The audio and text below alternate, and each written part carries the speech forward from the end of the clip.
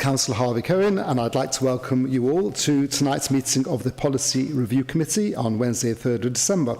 I'm chairing tonight's meeting, and to manage our business as efficiently as possible, I will invite people to speak one at a time to ensure their contributions are properly heard. Therefore, please do not speak unless invited to do so by me, and thank you in advance for your assistance. Can you please make sure that your mobile phones are off or turned to silent? Fire evacuation procedure. On hearing the fire alarm, please leave the building immediately using the nearest available exit, and we can see the signs above the exits. Do not, under any circumstances, use the lift. The assembly point for us in this area is the Civic Office car park next to the roundabout, and we should not attempt to re-enter the building until it is known to be safe to do so. So now to the substantive meeting. Agenda item 1, membership. Councillor Minal Sachdev is substituting for Councillor Natalie Sussman, and we all wish, I'm sure, Councillor Sussman a speedy recovery from her operation last week. Agenda item 2, communications and apologies. Apologies have been received for absence from Councillor Richard Butler and from Councillor Natalie Sussman. From Hilary Shade, Policy and Partnerships is also absent, but Ian Kershaw, representing the senior leadership team on my left, is taking the place of Hilary, and welcome. And welcome for items 5, 6 and 7, Councillor Chris Gray, Cabinet Member for Communities, Neighbourhoods, Enforcement, Economic Development and Transformation, and Paul Sawyer, Head of Environmental Health and Licensing. For item 5 and 6, Adam Ward, Principal Licensing Officer here at Hertsmere. For item 5, Councillor Adisa Kaza, Chair of Licensing. For item 6, Leslie Crisp, Economic Development Officer. George Pavey, Principal Planning and Regeneration Manager. And Liz Gore, Policy Manager, Performance and Corporate Support. And for agenda item 7, Ian Kershaw, Assistant Director for Street Scene. Agenda item 3, declarations of interest. Do any members have any interest to declare? There is none. Agenda item 4, minutes are the minutes of the 4th of November 2025, previously circulated, approved as a correct record. That's approved, thank you. So, agenda item 5, licensing and modern slavery, to be presented by Paul Sawyer, Head of Environmental Health, Licensing and Resilience, Adam Ward, Principal Licensing Officer. So we're going to note the attached report after hearing it. Now, this is, I think, linked to a meeting of policy review on the 14th of July 2021, which was chaired by Councillor Paul Hodgson-Jones. So none of the members here, I think, apart from Councillor Sachdev, were involved in that meeting, so we might need to have a little recap as well. But I'll hand over now to Adam Ward to present. Thank you very much. All right, thank you, Chair. Yes, I think some years ago, this committee received a presentation from the Shiva Foundation about modern slavery issues and how licensing could help promote and prevent some of those issues. And I think we had the pandemic, we had changes in staff, and a report's not come back to this committee until now. So modern slavery, I think everyone probably knows what modern slavery is.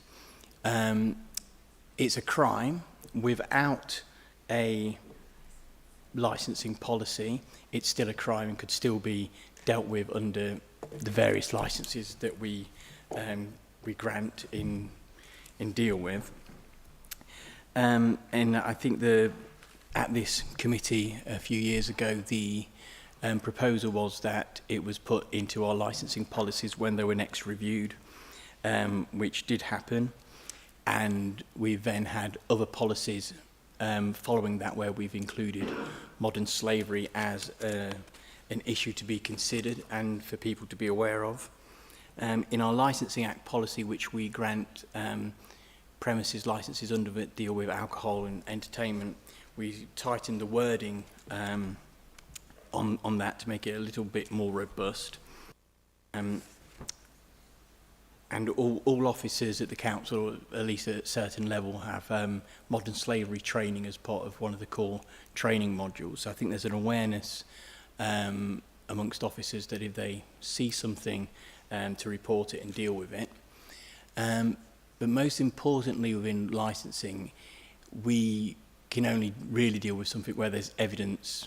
So either a crime has to have been committed and we can then revoke licenses, or we need to have evidence that there's a problem that it's occurring. So far, we've not really had the issues that there's a modern slavery issue at any premises. It doesn't mean that it's not possible or it's not happening, but we've not had any evidence to suggest that we need to do anything further with our policies. So at the moment, we've got references to it, and we've got regard to it. It's on the agenda, but it's like all our policies are under continual review. So if we need to revise the wording at any point, we can do. So I'm happy to help the committee with any answer any questions that they have about this report and the integration between licensing in modern slavery.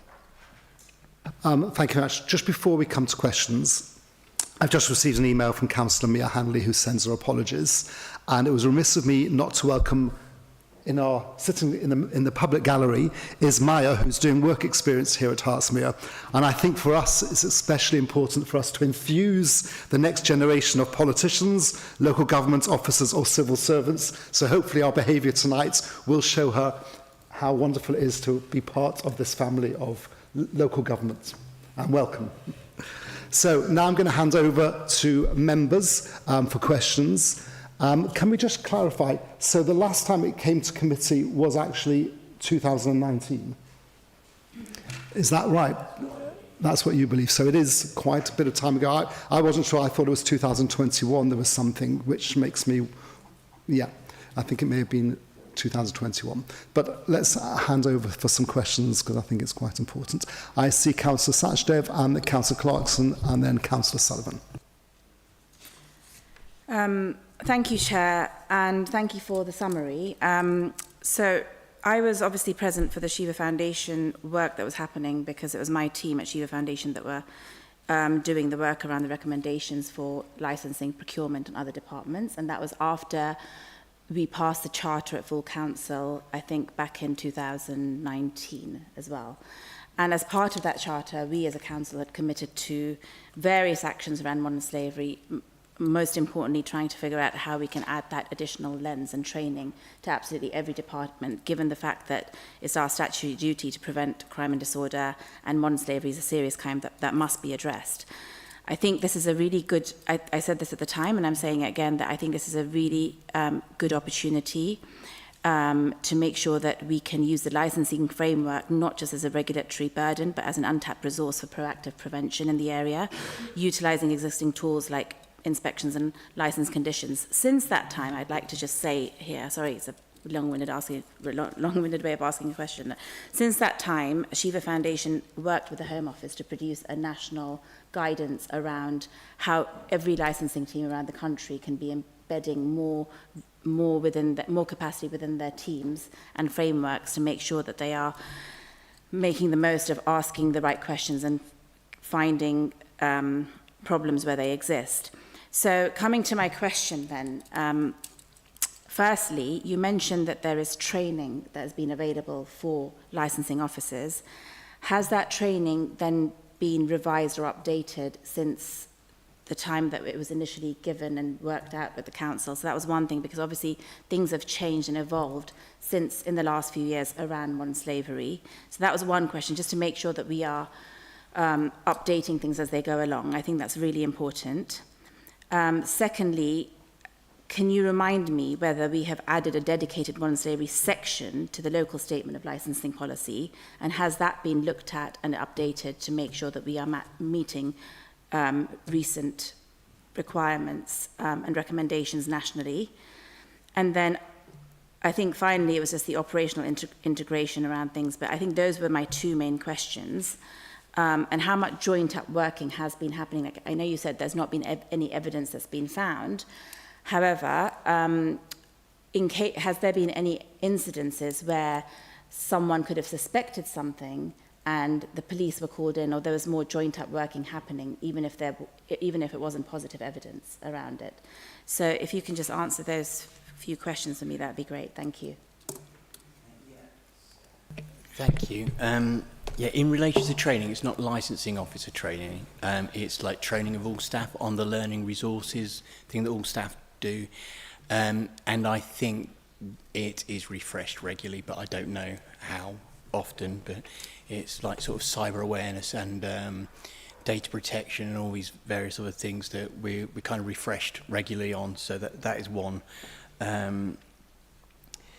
The other question in relation to the statement in the policy, there is a, I probably should have printed it out and brought it with me, but there is a section in the policy that contains the actual wording about modern slavery. So it was put in after 2019, whenever we next reviewed the policy, which would have probably been not long after that, and then we reviewed it a second time and we changed the wording to make it a bit tighter. So I know it's definitely in there.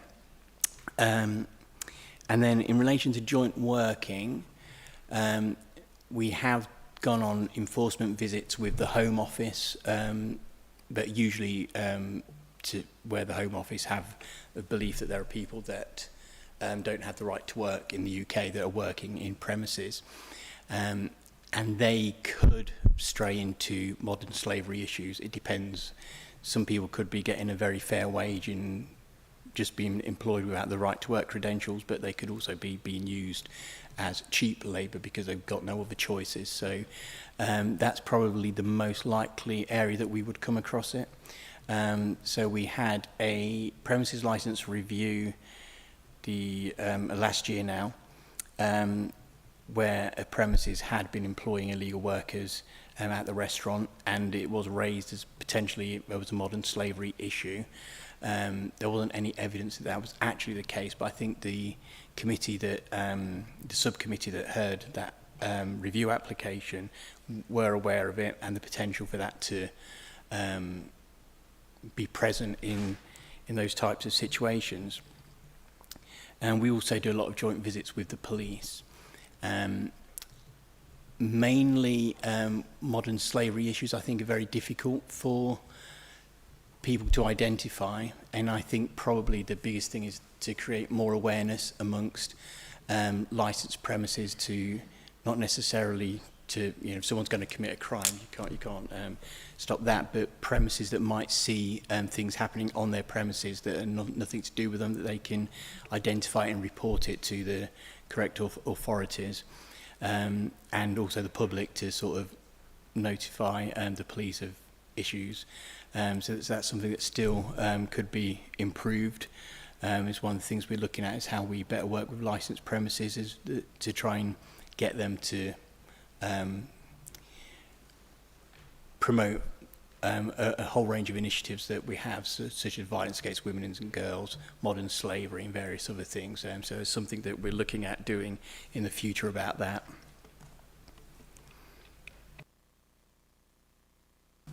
Thank you, Councillor Clarkson.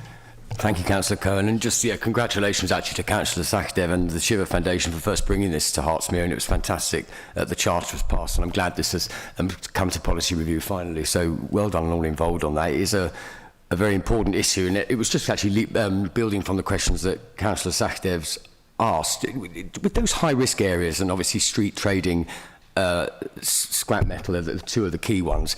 Obviously, you know, there's right to work checks, there's worker lists, those modern slavery statements. How would we know that how can we measure whether they're kind of being complied with? Would there be any evidence? Because it is that evidence thing, it's finding out, you know, if those things work. And you mentioned like the premises license holders, like the pubs, hotels, the late night venues.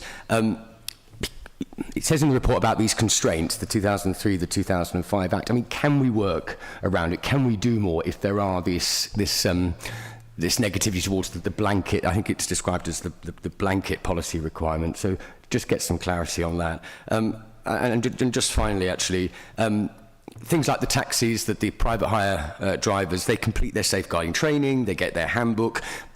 if nothing's reported, is there any other way we can test whether this actually, makes a difference at all, whether they have increased their awareness?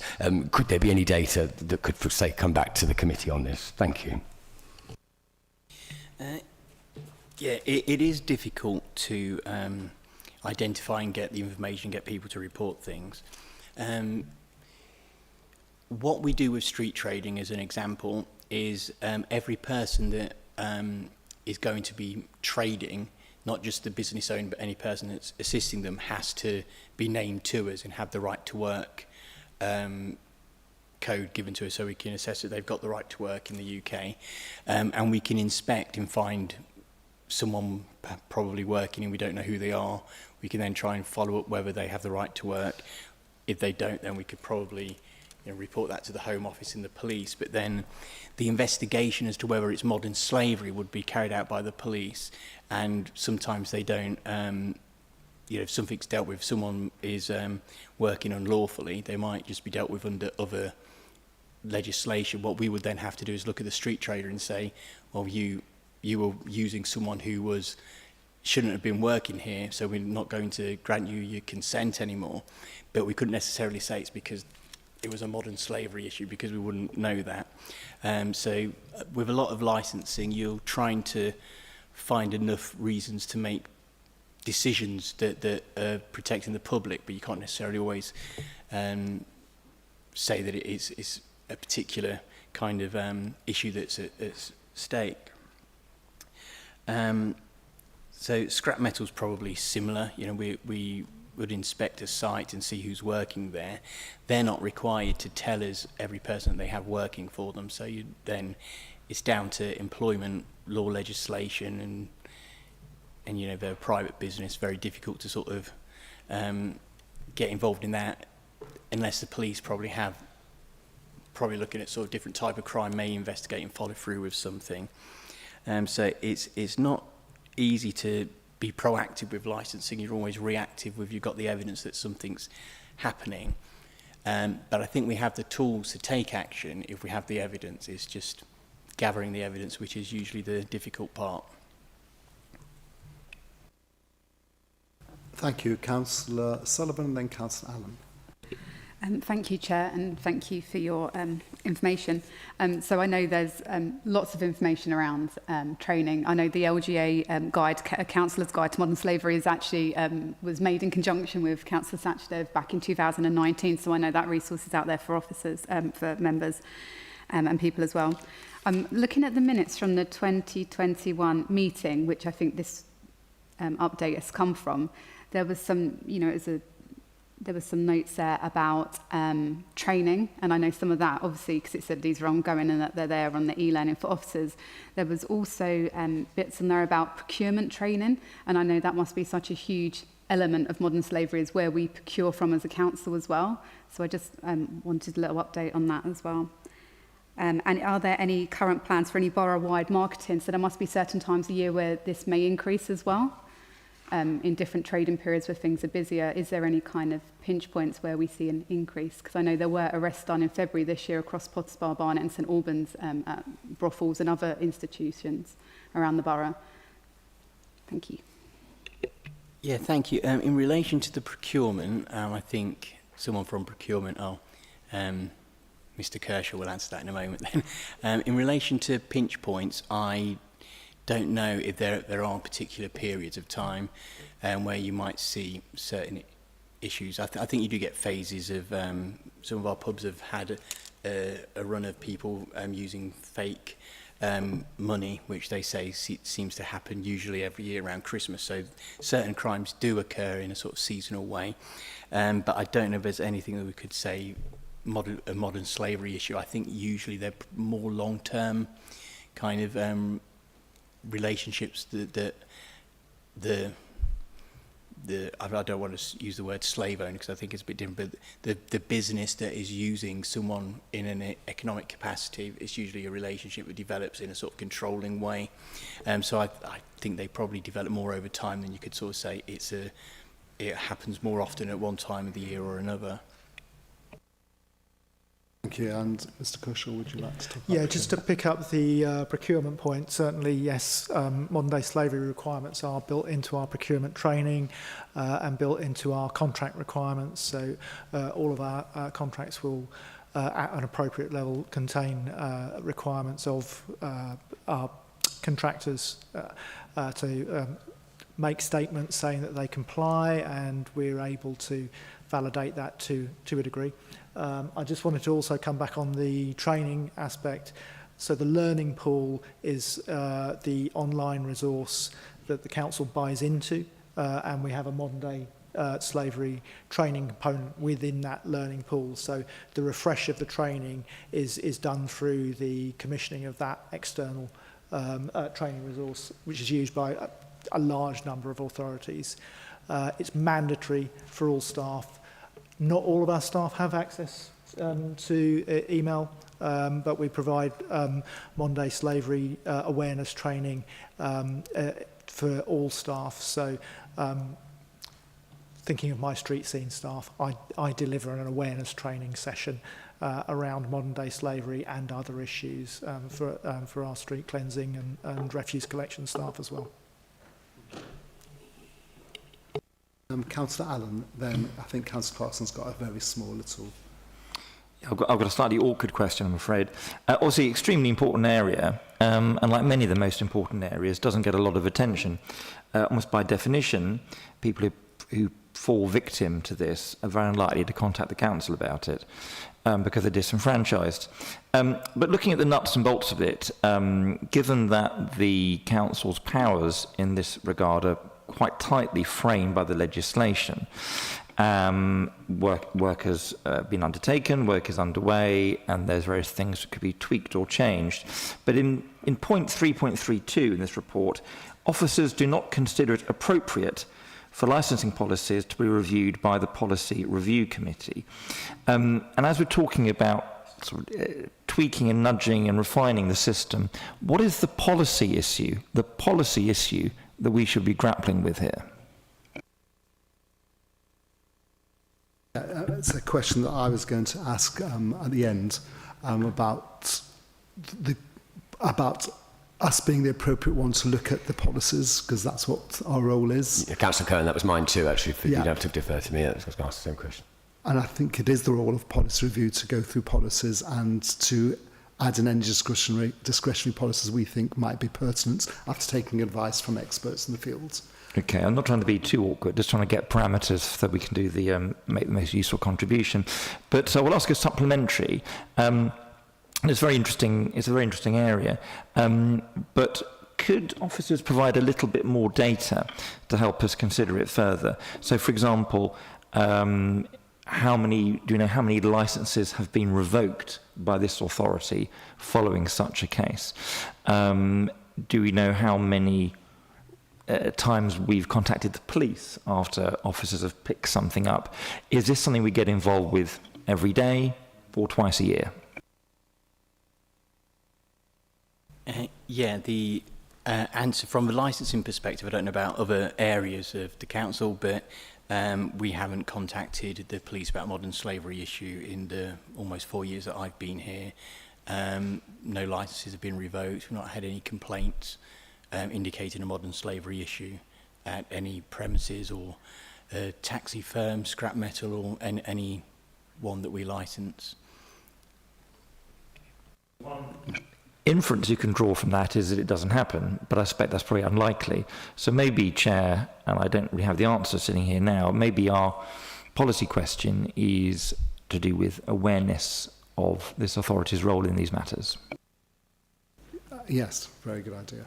Talking about the awareness, so it's not the authority's role to spot check, is it? It's the police, is it? Whose role is it to do the checks? So if, for example, there's a car wash, I'm just using examples, and we know there could be, it's likely these sort of businesses might have issues with modern slavery. Do we do random checks on them throughout a borough, or is it not our responsibility? Is that the immigration office or police? Who is the responsibility? Well, fortunately, a car wash isn't licensed at all. and they should be, but that's a separate matter. But with any licensed premises, I don't believe there's a positive duty on anyone to kind of do a spot check to see if it's happening. I think it's a crime which the police can investigate, but I don't know whether they proactively look for it. Not saying that they sort of don't look for it, but I don't think they necessarily would go round to premises to see if any crime was happening. You know, it's usually, you know, something's reported, they would investigate. So I think the Home Office would probably, in terms of immigration, would be the people that would be proactive in inspecting sites, but they would generally be acting on intelligence that there is illegal working occurring, which then may follow through to being a modern slavery issue. So just to clarify, maybe yourself or Ian can answer. Do we have any powers that we can go to a business and ask to see the status of the workers? Is that a power that we have within the council with our enforcement or CENs or etc.? From a licensing perspective, we don't have that power. We have the power to enter a licensed premises, and we could ask questions if we were investigating something under potentially there being a breach of the crime and disorder objective, but we wouldn't really have a direct power to pursue something like that. I just wanted to perhaps give a kind of broader context on the issue. I think the issue with modern day slavery, and it's for me sits very similarly with issues around child safeguarding, adult safeguarding, preventing terrorism. There are issues which arise which are significant risks in terms of the potential impact, and so it's incredibly important that as public officials who are out and about and observing, that we have an awareness of those risks. And what's really key is that all of our officers understand that kind of general level of risk, and that it's right to raise a concern. And that's the most important message that we want to get across to all of our staff, is if you see something and you think that doesn't look right, then you report it. And that's essentially what the training will guide officers to do. So it doesn't matter whether they're a licensing officer or one of the enforcement team or a housing officer or one of my refuse collectors. If they see something which they think, I just don't like the look of that, it makes me feel uncomfortable, I'm going to report it. And actively we are encouraging all of our staff to report that. And we then have systems which will make sure it's referred to the appropriate agency to take action and investigate. Yeah, that's part of this whistleblowing policy and the modern slavery transparency statement, which I'm going to come to right at the end. I think Councillor Satchev, do you want to wrap up the questions? Yes, more to your earlier point and Ian's point as well. So licensing officers, as you said, like they actually they may not be able to scrutinise and go in and ask questions, but they are definitely the first people who would enter, spot something and report it. So actually it's a very, very powerful role that they hold, and really important, because they can actually, because the police can't just go in otherwise. They wouldn't go in otherwise. I think that, just as a sort of closing, and to see what everyone thinks of this, and see what you would think of this, Adam, but Hertsmere Borough Council were really ahead by a few years because of the joint up working they did with other councils and with Herts Modern Slavery Partnership, in terms of the fact that the 2003 Licensing Act did not actually mention anything about this. And obviously it didn't, because the Modern Slavery Act didn't pass until 2015. And then it wasn't updated. So the focus was on young children and all those areas of vulnerabilities, but never modern slavery. So the fact that we actually did this back in 2019 was incredible. And we implemented, we took it very seriously, we put the training in place. We were one of the first few councils in the country to be doing this. If this is where our responsibility as Policy Review Committee ends today, if it was, then it obviously ends with recommendations. Then my personal recommendation, if everyone would agree, would be that if you could have a look at a more recent understanding of the frameworks and how we can, there's like 40 recommendations here, including when people are filling up licensing, the forms, application forms, what questions we could be asking businesses as well, and how we can, without putting more strain on our resource, be educating local businesses at the same time as doing these things, then I just suggest that the licensing committee, along with what you've written here, can also make sure that we've incorporated some of this best practice material, which has been endorsed by the Home Office, and make sure that we are actually up to date with absolutely every aspect of it, just to make sure we are not missing something and it's sort of completely encoded within our DNA and our approach to things. So if I could suggest and ask if this would be possible, that we could review it according to this sort of charter here, then that would be amazing. It's very simple to follow. It's just straightforward recommendations, and I'm sure we would be doing about 50-60% of it already. Yeah, no, I'm happy for us to do that, yeah. I think, as you quite rightly said, back in 2019, we were trailblazers, thanks to, obviously, all your work and pushing it. It's only because of the work that you did, but it's become, now it's every council, we were one of the first, and we are very proud of that. As part of that, when we brought in our new policy, we stated that a modern slavery statement is required to be published annually, which we can then incorporate with what you just said. And it's meant to be reported back to our committee. Unfortunately, it seems to have stopped at that meeting in July 21. And so I'm asking, that was the last statement I've seen gone to Policy Review 21-22. Ian, has it come to policy, or what's the status of this statement? And Chair, apologies, I don't have the detail on that, but we'll absolutely check. I was frantically just looking through the website to see what I could find, and I can certainly see that we've published an up-to-date statement last on 22-23. There is more recent information on our website relating to modern day slavery, but whether the annual statement has actually been refreshed and what the requirements around that, I'm unsure, but I will double check and write to you back as Chair.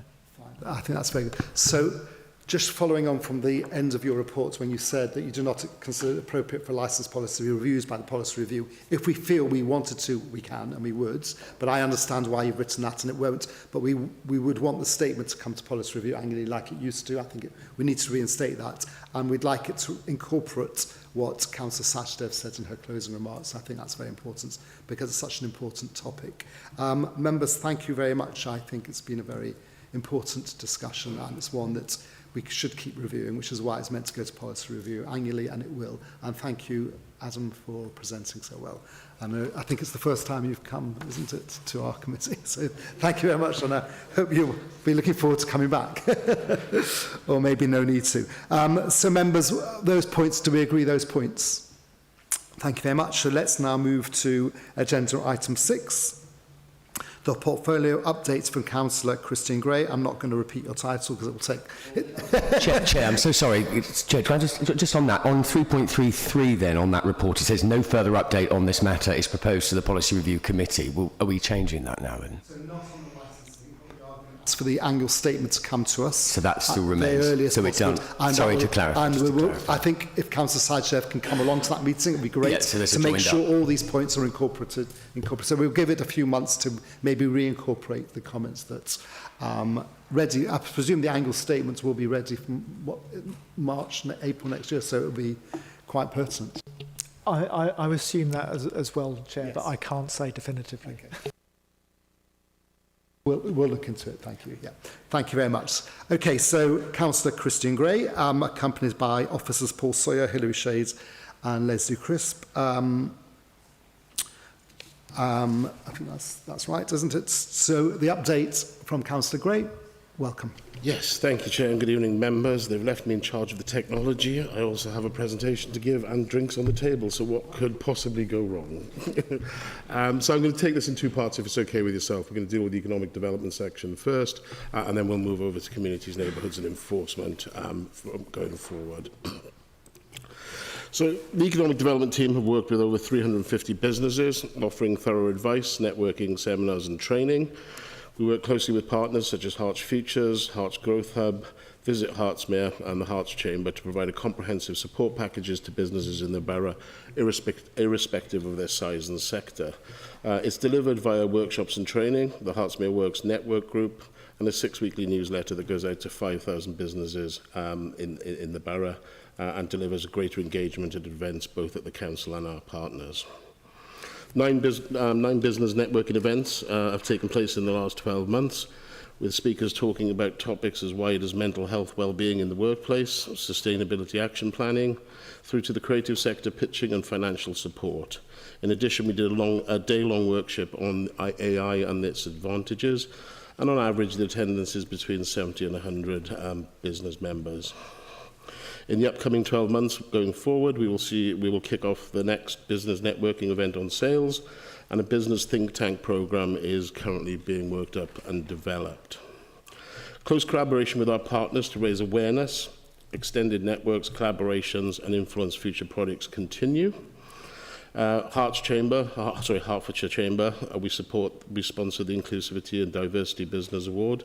The University of Hertfordshire Business Award, we supported the awards where we supported the Sustainability Award that was given out, I believe, yesterday. The Herts Growth Hub in an all-you-can-get kind of event, and the BBFA Better Business for All events. Working with the planning team and partners to attract future businesses into the borough and to ensure that the offer is suitable and attractive. And we also work with Herts Futures Invest East team to provide relevant information to help them with inward investment into the borough. And this includes working on the ground to show potential investors around our borough, to see the benefits of business communities and the package of support for businesses from this council.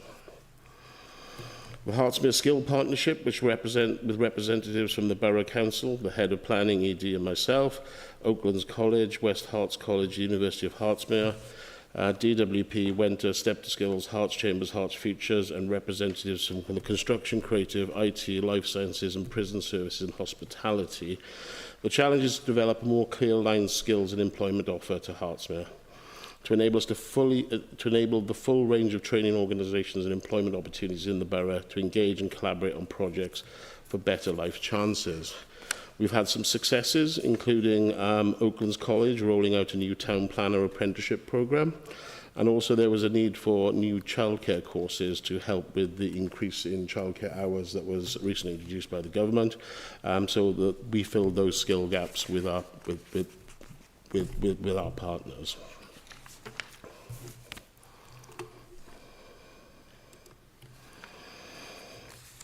I think it's important at this point just to point out that the economic development team is made up of just 2 people. That's Leslie and Patricia, who do absolutely amazing work. And as a testament to that, I've seen several emails from businesses and our business partners to indicate the work that they do. And I think it's worth highlighting, actually, from Chris Harper at S2 Global, where he noted that it's frequently noted that not only the whole delivery team here at S2, but also the many people we meet through you, and how easy it is to make meetings and collaborations. The events we attend through you are well organised and informative, and you create an atmosphere that is open and supportive. People feel understood and listened to. They know that it's worth their time engaging in events and with the people who attend. The relationships that we have formed as a result of the introductions from yourself have been mutually beneficial and long-lasting. They have supported our business growth and our understanding of other people's business needs, which in turn improves our delivery. So thank you for everything you do. And I'd just like to say a personal thank you to Leslie and Patricia for all their hard work.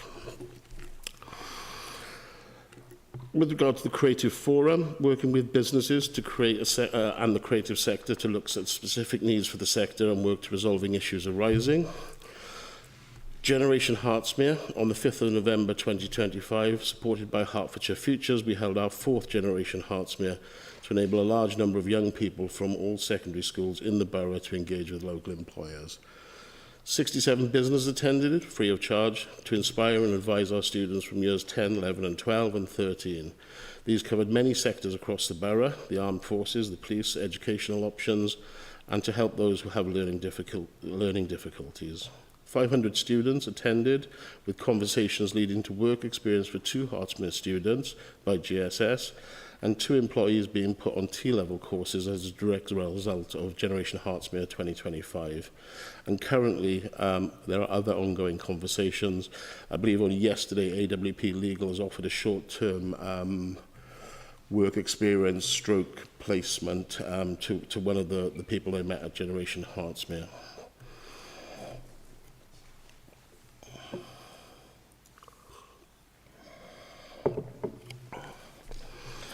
Hertsmere Greenworks is to understand the needs of small SMEs and the barriers to develop in their sustainability programs.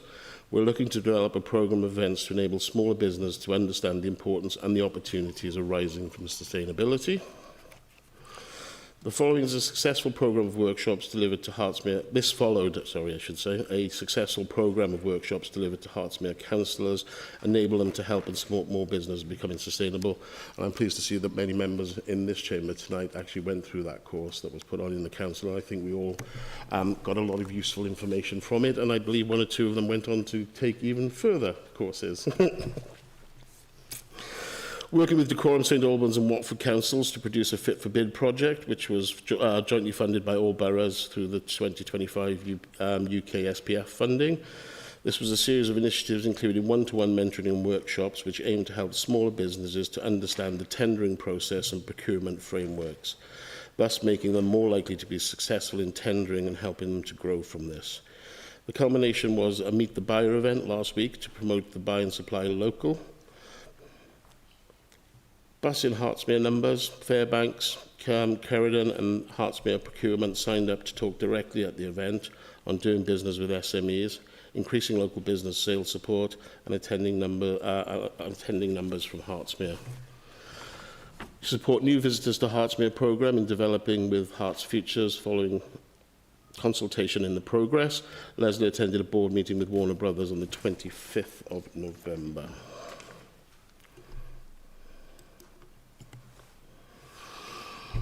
The focus last year was on internal system review and providing an effective filming-friendly service at HBC. In the upcoming year, we plan to be more forward-looking, approaching centred on strategic promotion and planning, primarily with location production companies at this stage. The initiatives include a new filming in Hertsmere protocol and improved portal and payment process, a new published sustainability and filming guidelines, a filming in Hertsmere sector promo video promoting Hertsmere with diverse locations available to both council-owned and private-owned areas. Associated marketing and promotion plan for development, including social edits. New branding website landing page for filming in Hertsmere is due to be launched. First-time presence for HBC at the Film Focus in London in December with Elstree Film Studios in order to promote filming in Hertsmere with the global production location companies. And initiatives such as representing a recent UK Screen Investment Summit held at BAFTA in London on the Strategic Skills Forum chaired at the University of Hertsmere, Hertfordshire. Production snapshot for the last 3 months alone. Potter's Bar, a Sky series was filmed. Bushy had a feature film. Elstree was used by BBC EastEnders and a private commercial. And Boreham Wood featured a high-end BBC drama, have all been facilitated and assisted by HBC.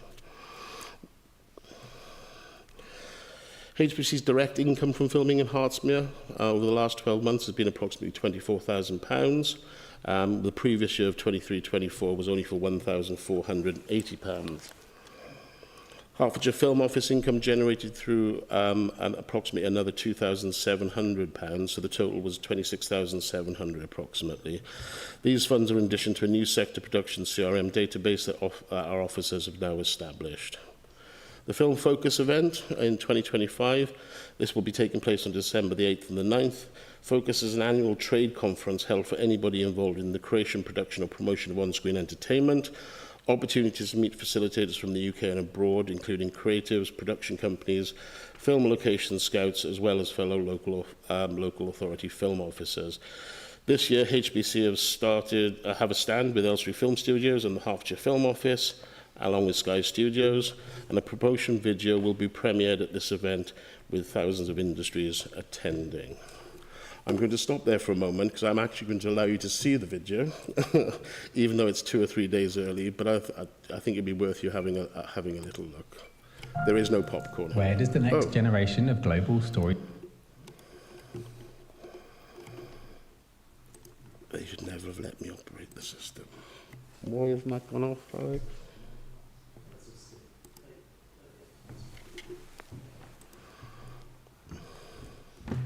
Is it because it's in presentation mode? Yeah. Escape that. Right, there you go. We'll start that again. Where does the next generation of global storytelling begin?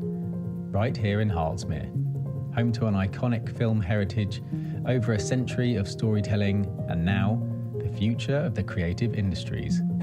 For over 100 years, Hertsmere has been the beating heart of film and TV in the UK, playing host to some of the greatest actors, producers and directors that the world has ever seen. The legendary Elstree Film Studios has been home to major productions from Star Wars, Indiana Jones and The Shining, to The Crown and Strictly Come Dancing. Today, Hertsmere continues to evolve as a creative powerhouse. The state-of-the-art Sky Studios Elstree is purpose-built for the most ambitious global productions and already home to Wicked, Paddington and Barbie. Home of EastEnders, the BBC continues decades of beloved TV at Fairbank Studios. In addition to world-class studios, Hertsmere is a borough brimming with diverse and unique locations, ready for the productions of today and tomorrow. Need the grandeur of a country estate or village? Picture your scenes unfolding at the historic Tittenhanger House or the picturesque Aldenham Village. Need gritty urban backdrops? Our industrial estates and city depots provide authentic modern settings. Looking for something specialist? Look no further than the runways of Elstree Aerodrome or the unique aviation history on show at the de Havilland Museum. To distinct properties like Reveley Lodge, Hertsmere delivers the unexpected. Looking for modern leisure facilities, parks and playgrounds? We have those in abundance. Capture historic beauty at the stunning bushy rose gardens or the tranquil waters of Tykes Water Lake, perfect for peaceful and romantic scenes.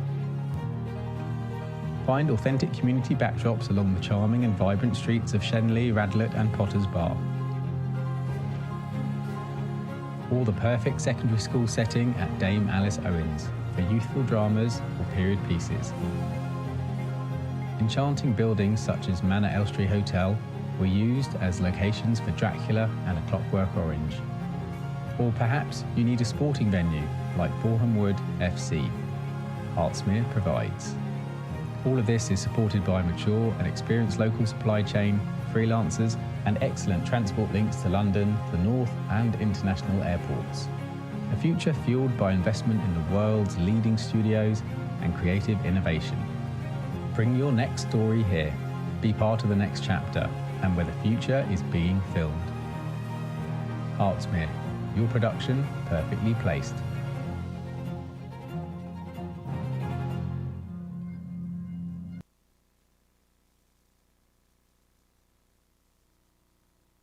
If you want to bring the strawberry bivvies around now, you're more than welcome to. If you want to bring the popcorn around, you're more than welcome to. So that's just a little. That's what will be premiered next week at the film industry.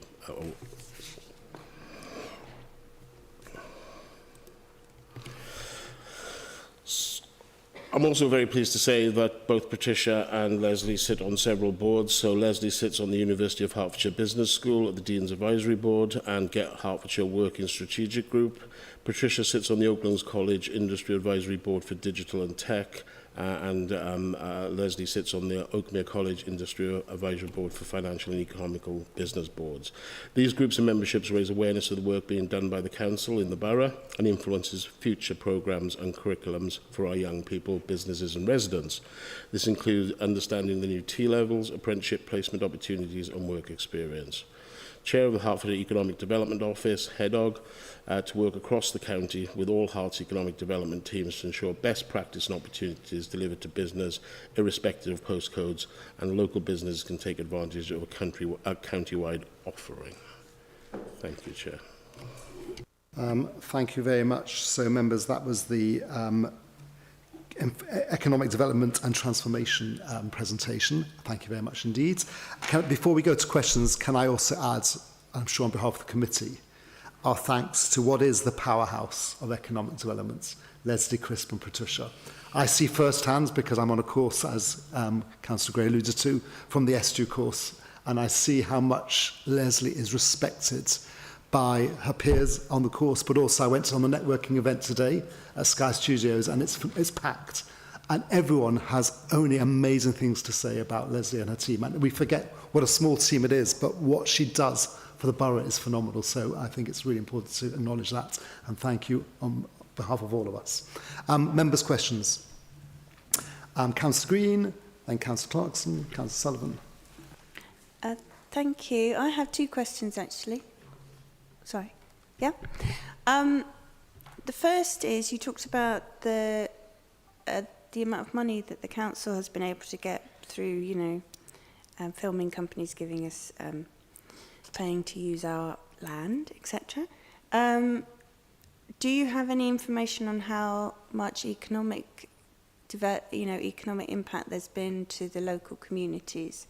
To how much, money has been spent in our towns as a result of all this lovely work. And the second thing is, if I'm a filmmaker and I see this film and I think, oh, that's a good idea, I fancy that street for my murder mystery, do we have a process or, a method by which people will be able to contact the council? And because obviously if there's no sort of smooth process of them saying I'd like to use this lot please, and then it doesn't happen after a certain length of time, then they'll go somewhere else. So how are we going to maximise all the people that are going to want to come after they see that lovely film with only two people? Thank you.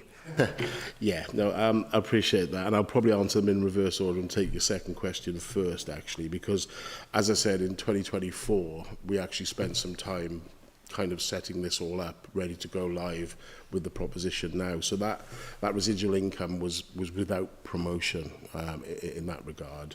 Obviously, Leslie and Patricia especially spent a lot of time building a database, streamlining our systems, making it easier for production companies and scouts to kind of get the permissions, the permits, and pay for it.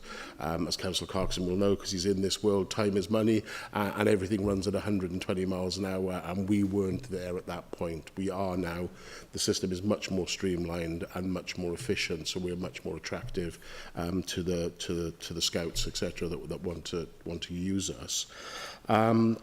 Which is also, the team has also built a massive database of companies, or businesses, companies, sites, venues, whatever you want to call it, who have maybe something of interest that is readily available, that they can just look through like a brochure of urban sites, historic houses, open fields, aerodromes, etc. Many of them shown in the film, but there's a hell of a lot more sitting behind that. So there's almost like a library of things you can just pre-choose, for want of a better word.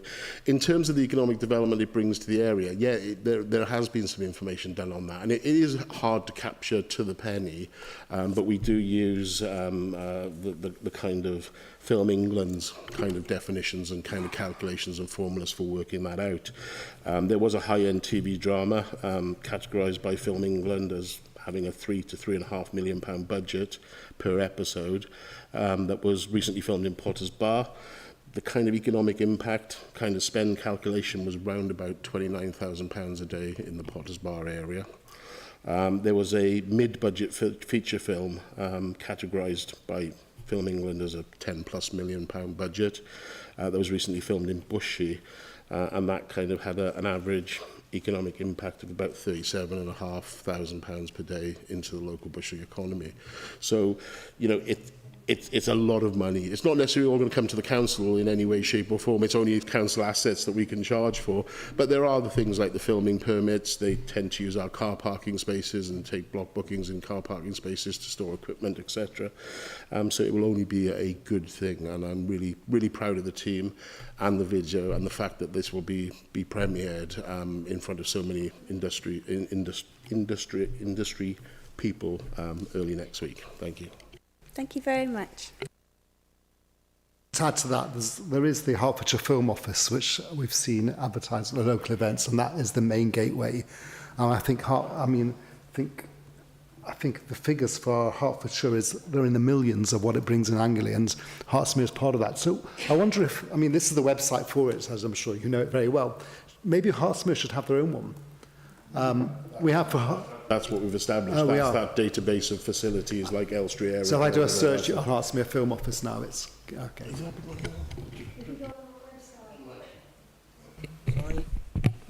If you go on the website, the Hertsmere filming is on there, and that video will be on there. But it's worth mentioning that video is aimed at location scouts, so it's aimed to bring people in. And as your question alludes to, Councillor Green, and as you said, Councillor Gray, it's very hard to quantify what things bring in, but these people bringing in are going to bring employment, hotel space, car parking. It's like the football clubs does. The football clubs tries to quantify what it does, but it's when you see the streets full of people you wouldn't normally see, and the extra business that brings in, which is phenomenal for our area and makes us vibrant when our town centres are vibrant, and this all helps. And that's why we needed to put the systems in place before we launched, so that actually we had the capacity, i.e. not necessarily bums on seats, but we had the streamlined systems to allow us to process a lot of business quite easily. So will all the members be sent a link to that fantastic film, which I thought was absolutely amazing, and to the new web, to the web area, because I think it's important for us to know. If you'd scanned the QR code at the end, you might have got a sneak peek. Right, thank you. But I think it'd be nice to send it all, because it's great PR and it is lovely to see. All right, members.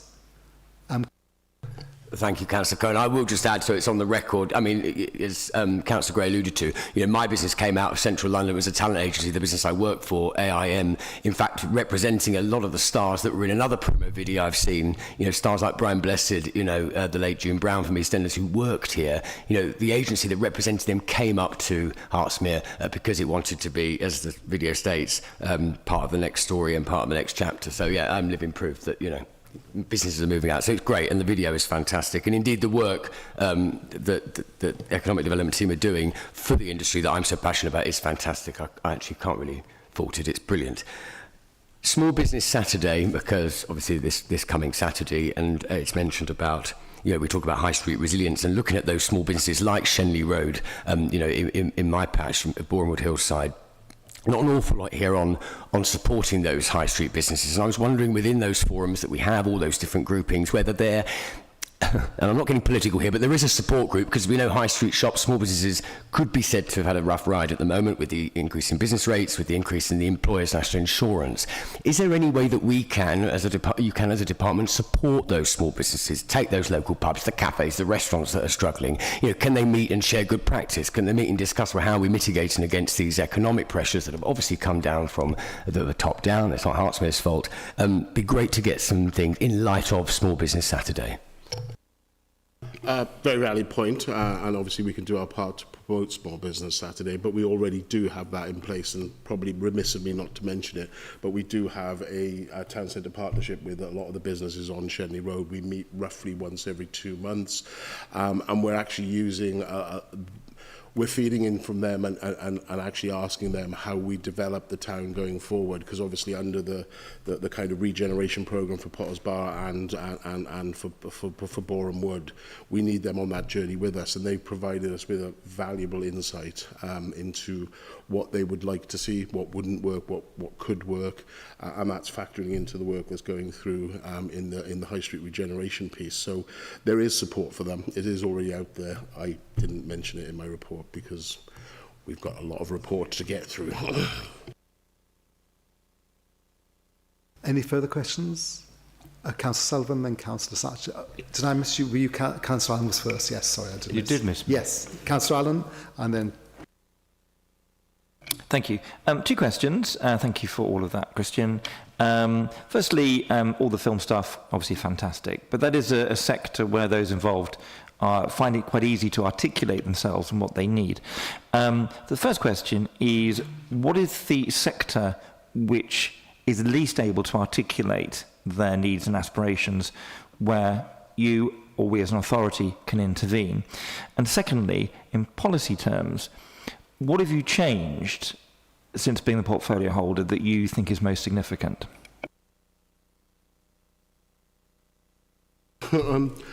In terms of what's changed, I think there's a much more can-do attitude in terms of economic development and transformation, and that was the one piece that was missing, the transformation bit, where we just used to focus on the economic development.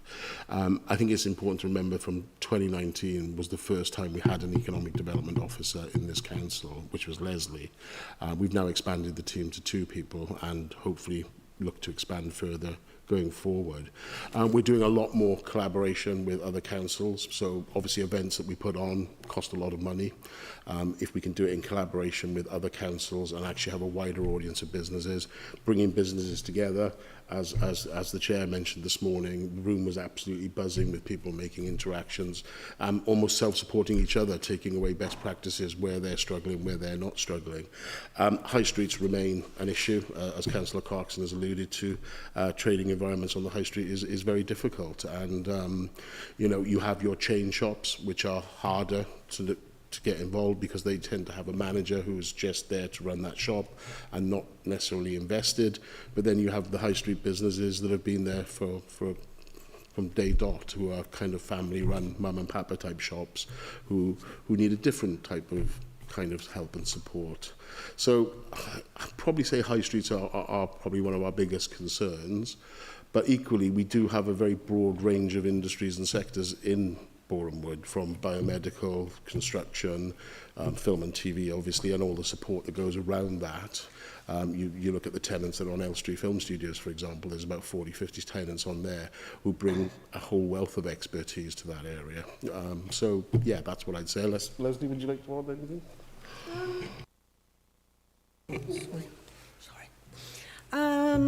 I think one of the things we have started specialising in also is start-up businesses, because they are the future potentially, and a lot of them struggle with start-ups, especially at the moment, with various things that are going on. The film, you see, that film is actually, the studios can bring in things on their own, but the small local producers don't have that capacity, so we're aiming at helping the small local people, not the big studios. I mean, the studios obviously are featured on there because you couldn't have a video about filming in Hertsmere without them, but it's really aimed at the much smaller production companies and trying to get them to come in and work with those. And skills is another thing we've been looking really strongly at across the board for all businesses, trying to find out why they struggle to recruit, why they struggle to retain, and how we can get the skills on board to help them. I would add to that as well, the recent event that we did on the kind of fit to bid, and actually taking the small and medium-sized businesses who are dipping their toe into frameworks and kind of looking to get on kind of, we had interesting conversation with BA at that one, they were there at the event, and you look at their structure in terms of how you, even to supply anything to BA, there are so many steps you have to jump through, from carbon accounting and your green credits right the way through to modern slavery and all those kind of things, and so on and so forth, and it can be quite a minefield, and that support package was several weeks of training, culminating in the chance to meet several of these larger organisations and talk about their procurement strategies and how they, and what frameworks and how to get on those frameworks. So that I feel is a valuable piece of support that we offered as well. Councillor Sullivan, Councillor Satchev, and then Councillor Clarkson. Thank you, Chair. And just to echo my thanks to Leslie and the team as well. I know when I've gone on courses and workshops, you know, it really is a really invigorated space, and you can see that people really do want to engage with it. And the more people want to engage, the more that they're going to get out of it. So I think that's really, really positive. Going on from a few points, I think Councillor Clarkson started on the point. So we have the economic growth, but what are we currently doing? I think maybe this will dip into probably Paul's area more as well. That when things do go wrong, how do we enable businesses to have resilience and that business continuity? You know, there's lots of things that could happen. You know, Tesco's got flooded a few months ago, you know, and there's things that can happen where their businesses may not be able to run for a few days, but how are we empowering them to have that resilience? Because for small businesses, that can be very, very costly very quickly. And if they have that preparedness, then they're more likely to be able to cope with it. Thank you. Yeah, I kind of see where you're going with that, and we will obviously try to help and support business to grow. We're not a safety net for businesses, and this council can never be that. We can't be the fourth emergency service. If Tesco's gets flooded, for example, I can't dispatch officers down there to help them mop up.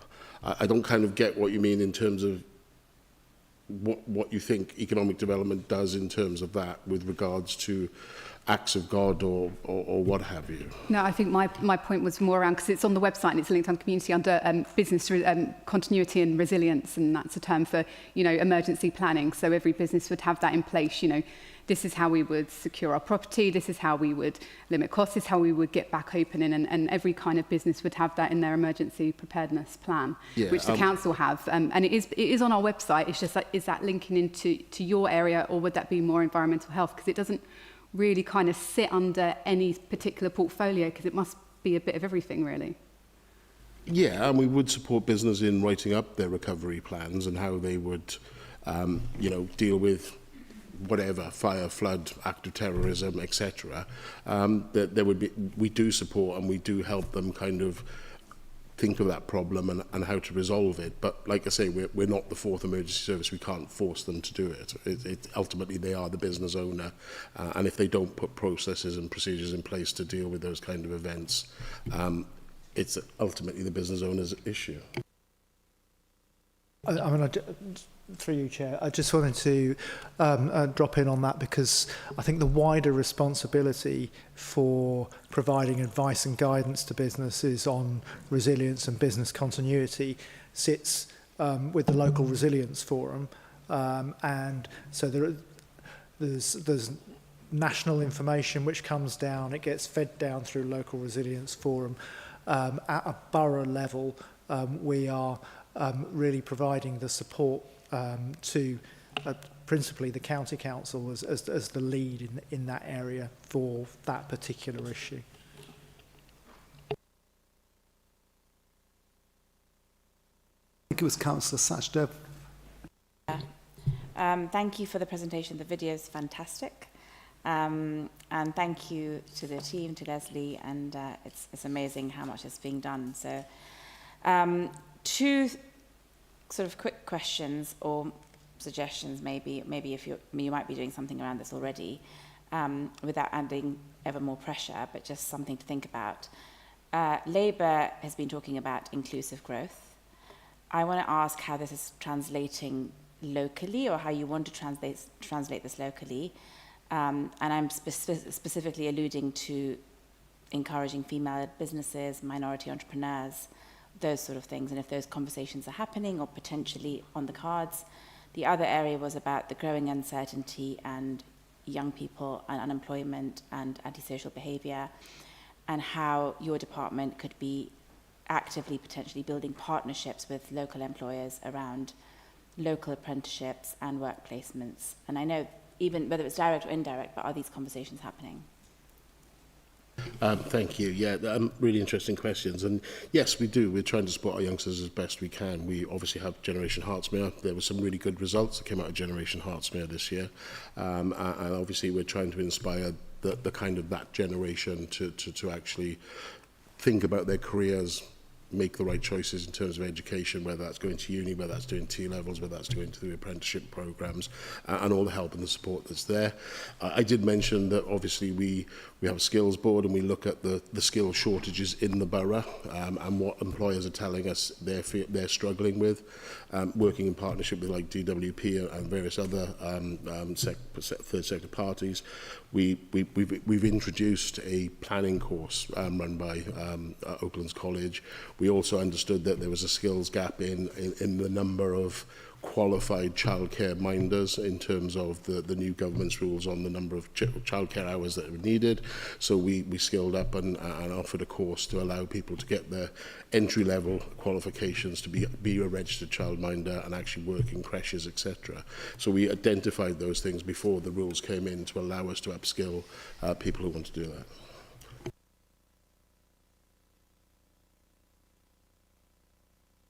So just to also add that we are, one of our next training days that we are going to run next year, we haven't published any of this yet, is we are actually going to do some business continuity training for our smaller businesses so that they can be prepared moving forwards. So we've got a couple of really good people that can train on that, but that's in next year's agenda. So, yeah. And finally, Councillor Clarkson. Thank you, Chair. Actually, it's got me thinking since we've talked so much about the film industry. I watched that video, and this may not be a question you can immediately answer, Councillor Gray or Leslie, but you may. We know the film industry or film and television is number 1 in Hertsmere, but I'd love to know what number 2 and 3 is in the borough. What's the second biggest employer or the second biggest industry we have? You may not know the answer. You may, but is it? Probably construction. Could it then be, if we talk policy and what to move forward, is there the construction version of what we've done for this year, all that kind of outreach, or do you do that already with our number 2 and 3? And I only half joke about this because getting back to small businesses, and I'm going down Shenley Road, at the moment I have never seen such a diversity of different foods and drinks you can. I know it sounds a bit crowded, but is there any way we can promote from the shop window, i.e. to consumers and indeed maybe industries, that at the moment Shenley Road you can have any single kind of cuisine. I know it's silly, but actually could we promote that somehow as a council? Come to Shenley Road and you can have whatever kind of food you want at the moment. I know that, but do you know what I mean? I'm just putting it out there, but it's something I noticed. So, but I suppose the main question is, can we replicate what we've done for the film and television industry for our number 2 and number 3? That's a valid point, and I think I can take you to Potter's Bar and you can eat around the world every single night of the week. We should champion that. And yeah, perhaps we should be looking at how we promote kind of the cultural assets of our different foods and cuisines in the borough, actually. I'm sure you're not suggesting we produce a video on how many greenbelt sites we would want to build on for the construction company in Hertsmere, though. Okay, what's number 3 then, yeah? Yeah, and thank you, Leslie, for clarifying the point about the business resilience. I think it's important. And Leslie, do you want to say something before I've got 2 comments? Just one more thing. I do hold all my networking in different venues around the borough, so they all get promoted at some point, whether it be restaurants, hotels. I've even had it in a teepee at Home Farm. I've had it in a helicopter hangar. So we do try and promote any venues and things across the borough. Certainly do. Councillor Allen. Talked about high streets, very complicated issue. To the best of my knowledge, and I may be wrong, there is no such thing as a Hertsmere Retailers Association. Is it worth considering instigating one?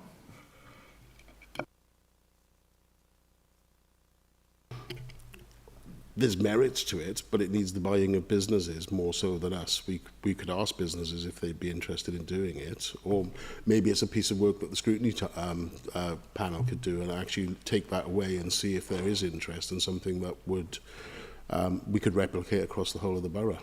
No, I'd be open to the idea and the suggestion. It's not something we've thought about at this moment in time, but it's certainly something we could look at. But I think we need the evidence base that there is a hunger and a need for it, and that would be driven by the businesses. So if scrutiny wanted to take that away as a piece of work to look at if there is a need and a want for it, then yeah, I'd be happy to service it. But as I say, we've mentioned several times tonight, the team is 2 people. It's Leslie and Patricia. I get that. Fair enough. Thank you very much. Not so easy, this one. So the present strategy is the Hertsmere Borough Council Economic Development Strategy 2022 to 2027, which was written by your predecessor, Councillor Gray. How has the focus or the priorities changed since the administration changed compared to the original goals and priorities set out in the strategy, number 1? And number 2, and this is linked to George because we've got a local plan going, and the idea, I've read through this economic strategy, I knew it quite well, was that this is going to be informing the local plan, but this is quite old. Will there be a new economic development strategy in the making? Is it in the making at the moment to inform the local plan, or will you be relying on this one from set up in my time as the inform for the local plan? Well, I'll take your first point, if that's all right, and say that Councillor Capper, my predecessor, did write a very good strategy, and it's certainly something we weren't going to just rip up and throw away just because of a change of administration.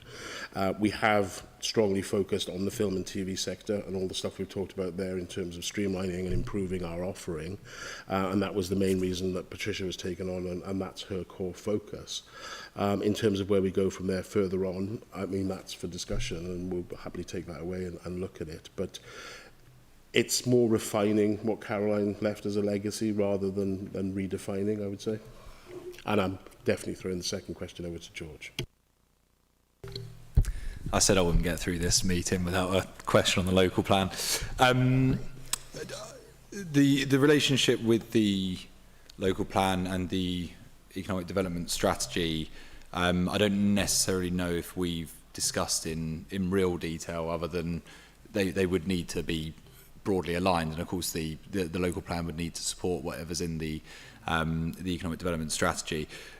Probably worth just highlighting as well that on top of all the things that Leslie and Patricia do, with all of the, we obviously have an economic development, an updated economic strategy coming forward, economic study coming forward as part of the local plan evidence base, and those guys are involved in that and are involved in some of the town centre work as well. So there's a good amount of crossover between the work those guys do and then the work that's going on with the local plan. So if there is anything that fundamentally changes between the two, there should be the ability to be able to translate that across and adjust as we need to.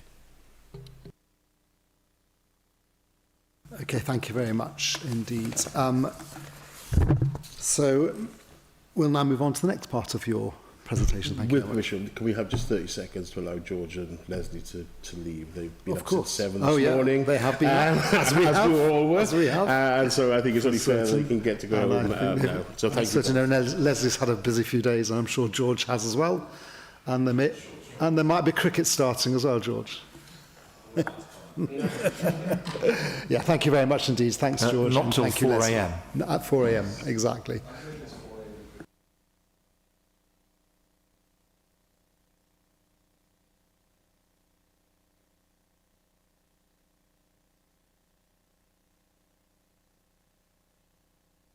So I think this is communities, neighbourhoods and enforcement, if I'm right.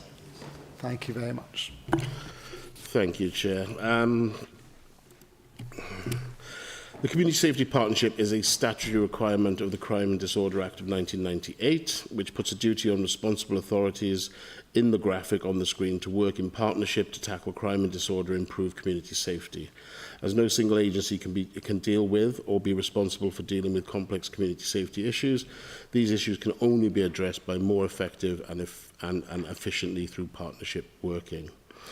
The CSP is responsible for reviewing crime trends and data, and consultation with partners and the community to identify priorities and formulas and implement a strategy to reduce crime and disorder, and regularly review and publicise the strategy and the objectives. The Community Safety Partnership Plan was endorsed by this Council and forms part of the Council's policy framework. The current aims for 23 to 27 are to create a safer environment by tackling crime and antisocial behaviour, to protect and safeguard vulnerable people, to build community confidence and well-being, to increase feelings of safety.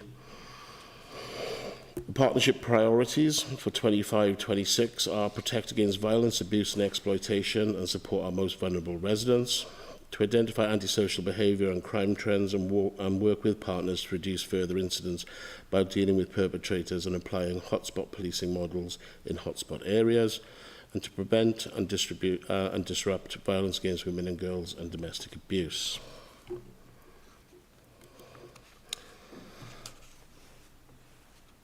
Hertsmere Together is our local strategic partnership, which gathers leaders from key public, private and voluntary organisations working towards objectives in the community strategy. Hertsmere Community Safety Board is made up of representatives from the responsible authorities, and this board oversees the operational performance of the CSP and signs off an action plan and partnership plans. Below the Community Safety Board is JAG, which is a multi-agency tactical task and coordination group accountable to the Hertsmere Community Safety Board for the delivery and the coordination of the Safety Action Plan. JAG makes tactical decisions to achieve sustainable solutions to environmental issues, crime, disorder, drugs and alcohol abuse problems in local neighbourhoods. Let's read on the screen there, sorry. Below the JAG, there's a lot of subgroups that discuss issues such as ASB, vulnerable people, domestic abuse, local priorities, hoarding, youth violence and safeguarding. Officers also represent the CSP at county-wide boards and meetings such as Prevent, MACE, the Multi-Agency Child Exploitation Panel, Modern Slavery, Domestic Abuse, Office of Police and Crime Commissioners, Domestic Homicide Reviews, Counter-Terrorism, Antisocial Behaviour, CCTV and Safety Net Governance.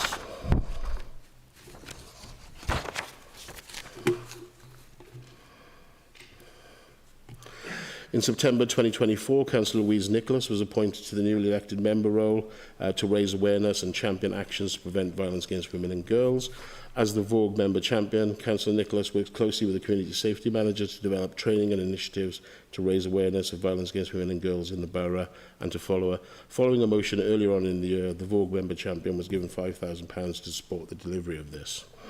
In February 2025, we launched the Hertsmere Violence Against Women and Girls Network, our working group. This is chaired by Councillor Nicholas and is made up of representatives from across the borough who are keen to tackle violence against women and girls. At the beginning of the year, we started off with representatives from the following agencies: the Council, Police, Fire Service, Housing Providers, Citizen Advice, Jewish Women's Aid, Hertfordshire County Councils, Communities First and Crime Stoppers.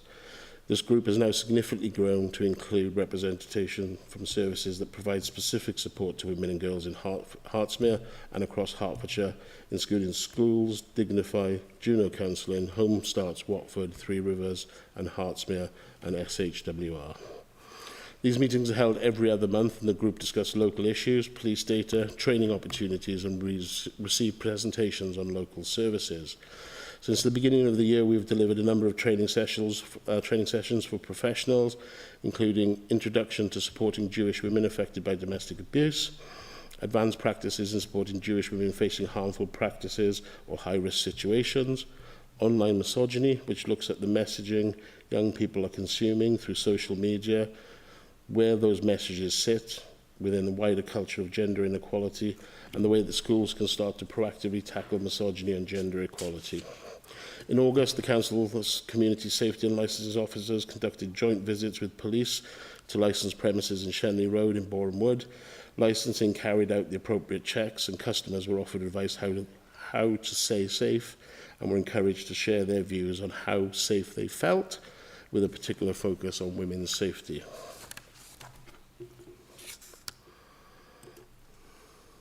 Have we moved on? Nope, there we go. As part of the White Ribbon Day of 2025 and the 16 Days of Activism, we're hosting a number of domestic abuse awareness sessions for council staff, elected members and partners. The Susie Lampert bystanding training, in conjunction with the St Albans District Council, was to empower participants to become active bystanders, recognising and safely challenging harassment and inappropriate behaviour without compromising their own personal safety. The Traveller Movement, Never Going to Beat You training, is a vital resource for professionals and service providers working with Gypsy, Roma and Traveller communities. The training included a screening of the film Never Going to Beat You, which was based on the true life experience of 18 Gypsy and Irish Traveller women and followed the story of the 17-year-old Moira. The film aimed to raise awareness of domestic abuse and violence and the specific barriers faced by the women from these communities. The training is coordinated by the Irish Travellers Survivors of Domestic Abuse and is designed to ground learning outcomes in lived experience. The Centre for Domestic Abuse Means and Merit training. This was aimed purely at professionals so that they could assess the merits of the victim's case, satisfying the emergency criteria for court interventions, the discussions of types of orders available, latest incidents and crucial points for turning of a victim, what amount of risk of a significant harm and the types of abuse, associations who you can obtain court protections against, police intervention requirements, and other barriers deterring intervention, i.e. police bail. Respondents details including the current whereabouts and court proceedings and the types of applications, both ex parte or notice proceedings, in persons and remote hearings. There was also a session on assessing the means of the victim in terms of eligibility checks, funds in the victim's accounts, working and accessing legal aid, contributions that could be required, savings and the limits, allowance, passport benefits that qualify, discussions of universal credit, owning a property, trapped assets, owning other assets such as cars. Again, I say this wasn't aimed at councillors, this was aimed purely at the professionals dealing at the very sharp end of the issue of violence against women and girls. The Specialist Domestic Advice Service, a general domestic abuse training and the impact on adults and children. The first one was happening today, and there's a further one to, later next week. These are a 1 hour and a 2 hour sessions delivered by the Specialist Domestic Abuse Service, which will help raise awareness of domestic abuse and how to spot the signs, the referral pathways and Clare's Law, the Domestic Violence Disclosure Scheme. The 2 hour session will provide a more in-depth look at the effects of domestic abuse and the impacts it can have on adults and children. Staff awareness and the Orange the World event. To launch White Ribbon Day and the 16 Days of Activism, staff, councillors and colleagues from the mental health and emergency services were invited to plant orange flowers in memory of the women who have been lost to domestic violence in the last year. And we're also running a detailed social media campaign during the 16 Days of Activism. There will be an online social media campaign raising awareness of domestic abuse and Vogue and the support services that are available.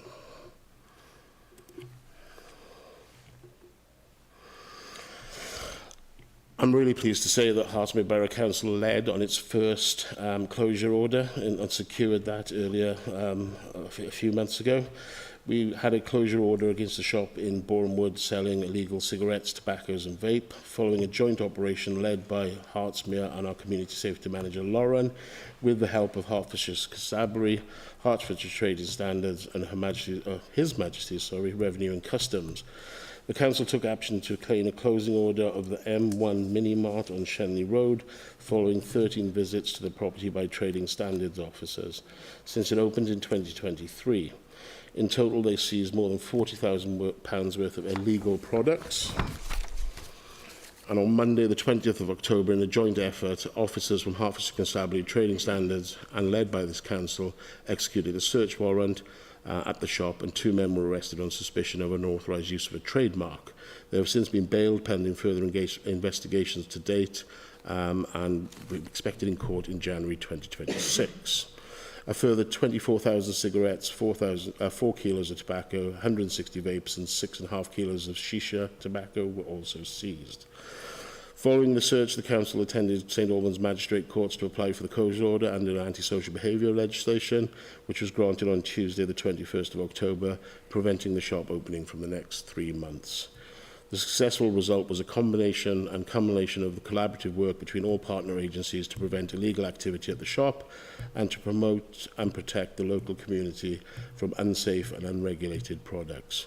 The Community Safety Manager is now working with the management agent of the unit to ensure that this premises is not used for criminal activity in the future, and other premises are being looked at following intelligence for offences of a similar nature. The aim of Prevent is to stop people from becoming terrorists or supporting terrorism. The objectives of Prevent are to tackle the ideology and the causes of terrorism, intervene early to support people susceptible to radicalisation, and to enable people who have already engaged in terrorism to disengage and rehabilitate. This is a statutory guidance from the England and Wales issued on the 7th of September 2023 under Section 29 of the Counter-Terrorism and Security Act of 2015. Subject to Parliament approval, it will come into force on the 31st of December. It did come into force on the 31st of December 2023. This year, Hertsmere agreed to be the pilot for the first District Borough Prevent Review in Hertfordshire. The Prevent Review was carried out by Sophie Lawrence and facilitated by the Council's Prevent lead, Lauren Kingston and Andy Kramer. Staff from the organisation, across the organisation, were encouraged to participate in a mixed staff and team discussions and complete the staff survey. Sophie reviewed the findings from the staff survey, discussions, and conducted the assessment of the current organisational Prevent delivery plan.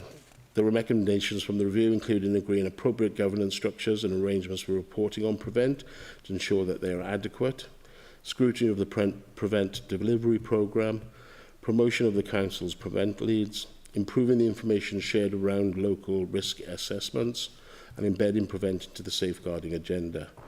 Development of a regular Prevent comm to staff, establishment of Prevent champions across the Council, and enhancement of the mandatory Prevent training offered to staff and members.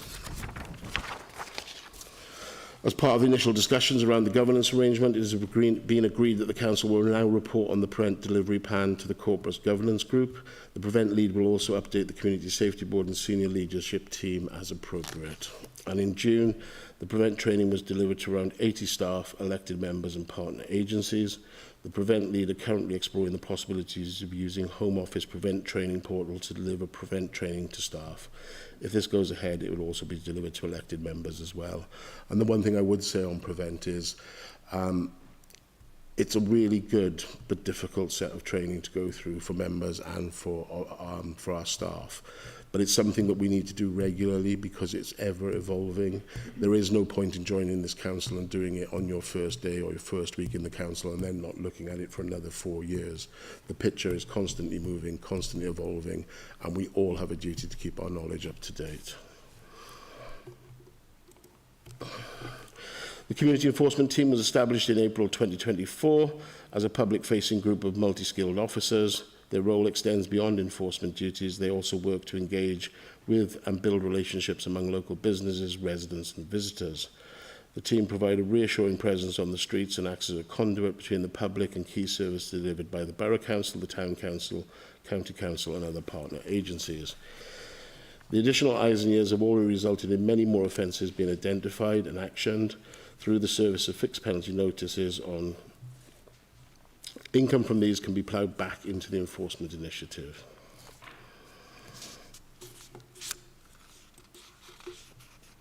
Response times to fly tips. Around 90% of fly tips are visited within 1 business day of the service request date. Joint operations with police and other agencies. So far this year, we have carried out 12 patrols, 1 rural joint patrol. Duty of care check visits, we've done 253 duty of care interventions undertaken already this financial year, which equates to approximately 32 a month. Camera installations and services have been carried out. 100% install rate for cameras achieved so far, with a 94% service rate, batteries, SD cards, replacements, etc. Patrols are carried out. There's been 1,622 patrols and visits carried out so far this year, and we work with the community payback team to deep clean, litter pick and cut down vegetation in public areas across the borough. This occurs on a weekly basis every Saturday afternoon. We've also recently set up a new partnership with the Youth Justice Service, who will be cleansing our garage forecourts every Friday for 3 hours in Borehamwood and Potters Bar, and the CEOs continue to support Operation Hotspot, carrying out this year to date 12 patrols and totaling 48 hours in conjunction with the police. All officers have now completed their community safety accreditation scheme, training and police vetting to become accredited persons. The team are now fully empowered to take formal enforcement action where necessary. However, they continue to adopt a gradated approach, prioritising engagement, education and community partnership over enforcement alone. Have a little drink of water. £413,200 was given out across 10 organisations, including £257,000 to Citizens Advice at Hertsmere. Included in those partnership agreements are Community First, including their community transport, Citizens Advice, 60 Plus Potters Bar and South Mims, St Albans and Hertsmere's Women's Refuge, Home Start, Bushy Museum, Elsrie and Boreham Wood Museum, Potters Bar Historical Society and the Radlifton District Museum. In addition to this financial support, we've also used partners, e.g., for example, Community First, to deliver key projects in the communities. And we regularly engage and meet with partner-funded organisations to ensure the delivery of these services. I jumped on a slide, no, I haven't. There you go. We review our performance indicators on a quarterly basis through Cabinet using the Performance Management Framework, which was agreed alongside the updated corporate plan in 2024.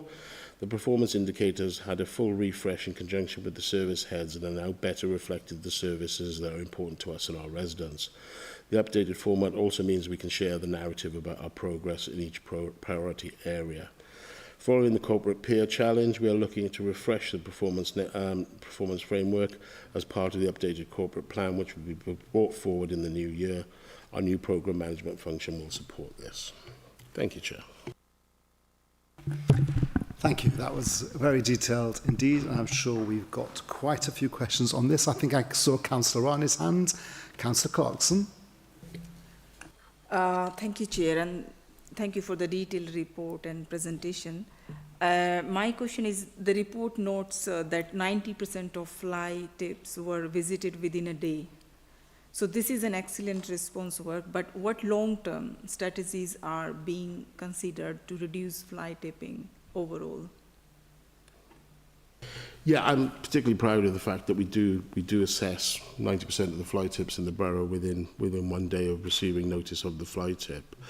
Fly tipping is a scourge that affects all of us across the entirety of the borough, and it's not a victimless crime because it's very easy to commit but very difficult to track down and trace. And what our community enforcement officers do now is have the time to look through the fly tips, if they're on our land, to arrange for them to be cleaned once we've found any evidence that we could use to prosecute. If it's on private land or county land, we can inform the landowner or county council that this has happened and arrange for them to clear it away, because we don't clear away fly tips on county land or private land unless it's extremely dangerous or causing problems. But it's a much more joined up process now, rather than leaving it for others to find and report, hopefully to the right channel. So that, combined with obviously zero tolerance for fly tipping and prosecutions wherever we can, I think will set us in good stead going forward. Thank you. Can I just clarify with officers? Agenda item 7 is a report on community enforcement service as well. Are we going to take that separate? Yeah. We are. It's going to be a difference, even though it's been mentioned in this. I'm giving you the kind of holistic view of the team. Your report that comes after this is going into a bit more granular detail. Shall we ask detailed questions on them, on the service at item 7 is what I really wanted to know. Yeah, I suppose if I can answer it, I will. If not, I would advise we hold that question over and we'll deal with it after Paul's presented that. Okay, so shall we wait? Anything to, yeah. Yes, thank you. I was going to ask that because I've got obviously stuff detailed, but I think we can wait till 7. But I will just pick up actually on what Councillor Rani said specifically on fly tipping, because this is policy, and I just... The Hertsmere Borough Council's current fixed penalty notice of £300 is under the average now for what councils. I think some councils are charging £1,000, and we know that deterrence is probably going to be one of the best things. Certainly, I would advocate to stop people fly tipping. If they know they're going to be fined £1,000 as opposed to £300, they might think twice about dumping it on that lane or around the corner of the shops on Shenley Road. Could that be a consideration in terms of policy moving forward? My first question was going to be, though, Councillor Gray, and this is just for my own thing. Obviously, we're one of 9, you know, those circles at the top of the diagram on the CSP. How does it work in practice? And actually, so if we're one of the 9 circles, how much influence can ward councillors like ourselves, and indeed the council, does it work practically? You're going to say yes, but I'd just love to know more about how that CSP works when there are so many stakeholders there. Going to the CSP first and foremost, it's a great opportunity to bring partner agencies together, the police, the fire service, the council, various support organisations, drugs and alcohol, probation, etc. So we can kind of track the trends. Obviously, we get a very detailed presentation from the police in terms of crime stats that can be broken down to wards, streets, etc., types of crime. Very useful to map kind of religious hate crimes versus non-religious hate crimes, various kind of high-risk high-risk offending, etc. Obviously, theft of motor vehicles seems to be a big one. We're coming into the winter period. We're going to see a lot more burglaries because we've got darker nights and potentially more valuables kept at home. So it allows us all to kind of get together and kind of plan comms, advice, and things like that. There are certain things that we discussed that obviously stay within that room that are sensitive. There are certain boards that sit under that not even councillors are allowed to go to, especially managing people on the Prevent programme, etc. That is kept well away from us as members, and rightly so. There is a lot of value to it because you can have frank, honest discussions and you can look at the types of crime. One of the things we noticed was keyless vehicle thefts that went up back end of last year. That allowed us to, with our community support officers, with the police cadets, they went around those hotspot areas giving out Faraday cages to people who have keyless entry car points. It allows that kind of tactical work to happen. We're not going to stop it from happening in the main, but we can put support out there and advice to have that. In regard to the issue on the fine that we have, it really is a balancing act, to be perfectly honest with you, and I'm happy for us to take a piece of work away and look at that and see if we've got the balance right. But if we went to the max, my understanding is, and I'm sure you'll correct me if I'm wrong, but if we just went to the maximum £1,000 fine, a lot of people may choose to take their day in court. And that means we don't fine them, they go through the court process, the delays that are happening in court, whether we're resourced and staffed to actually fight every court case that goes forward. So it could actually end up in a perverse sense that we don't prosecute as many people. What we could do is maybe look at the tipping point of where somebody may go, do I pay the fine and accept it, or do I not, and do I take a chance in court and getting a court date within the next year, and actually our legal team being able to go and support that process or not. But I'm sure Paul will put it much more eloquently than I can. Thanks, Councillor. Yeah, yes. I mean, what Councillor Gray said is correct. We are certainly looking at, and the Hertfordshire Fly Tipping Group, of which we're a member, has been a little bit moribund the last couple of months because they had a change of leadership. The previous chap that managed it left, and they've only just got somebody back in. So we're now meeting again more regularly. And one of the things I've asked our representative to pick up on is what are the current levels of FPN in the other boroughs around the county. I know most of them, but we wanted to just get it up to date. And you're quite right. We've not fallen behind, but some of them have jumped up as a result of a change in the law that did allow a higher maximum. But anecdotally, from others around the country, and I've spoken to a number of people where they have tried to impose that £1,000 maximum, exactly as Councillor Gray said, people are thinking twice about paying that, and they're actually deciding to have their day in court. And you know, as we heard in the news most recently, you know, the courts are struggling. Obviously, that was specifically about Crown courts, but magistrates' courts are also very busy, and there's a considerable amount of additional legal and officer time involved in going to court. So we'd much rather get the FPN levels at a suitable level where people will acknowledge that they've done wrong. They'll pay their fine. You know, they'll get the message, and you know, that will be done with a minimum amount of additional sort of administrative input from ourselves. But I suspect that, you know, we will end up putting it up a bit from what it is currently. I'll just come back because he's not, because I think that would be great, because then that messaging, if we went up to 5, you know, that goes out on our comms. It's like, oh yeah, Hertsmere have upped it to 200. Okay, let's not dump our. It's because it's a deterrent as well. If we can do that, we know that if that's going to work. I get the point on the 1,000. is well into the 90s in terms of percentage. So, you know, the 40 or so that we've done already this year, almost all of them have already paid. We look to our colleagues at Barnet, for example, they're running at about 40 or 50% payment because they have a much higher fine. So, you know, we've got to decide, you know, what would we rather have, you know, most people paying a slightly lower fine, or, you know, having to struggle to get, you know, a slightly larger fine from people. So I suppose the ideal.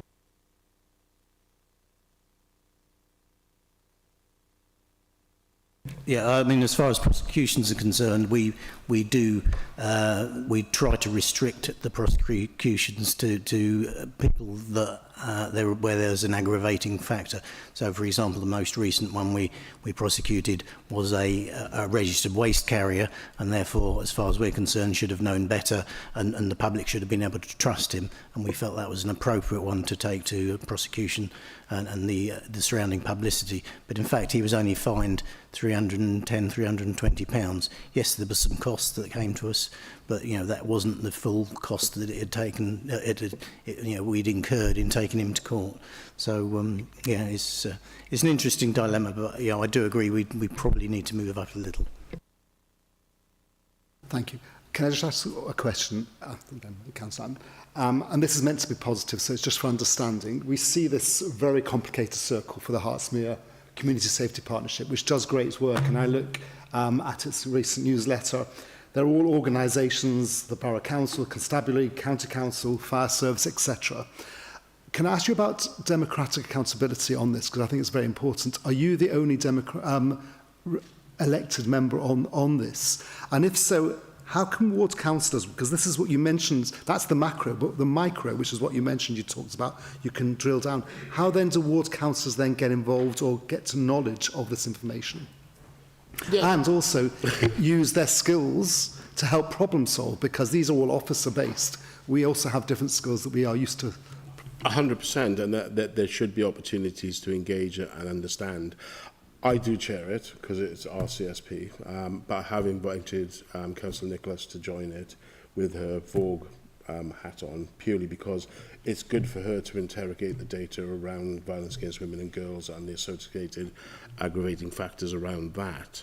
But ultimately, it's not a scrutiny function, so we don't scrutinise the police, we don't call them to account. Ultimately, I can't instruct the police to do what I feel is right. They are their own entity, and quite rightly so. We can't interfere with police processes and what they choose to do.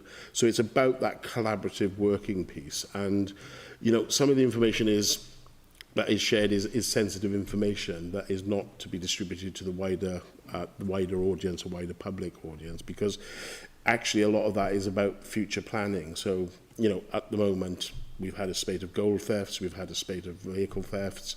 We will see a spike in burglaries purely just because of the time of year, darker nights, etc.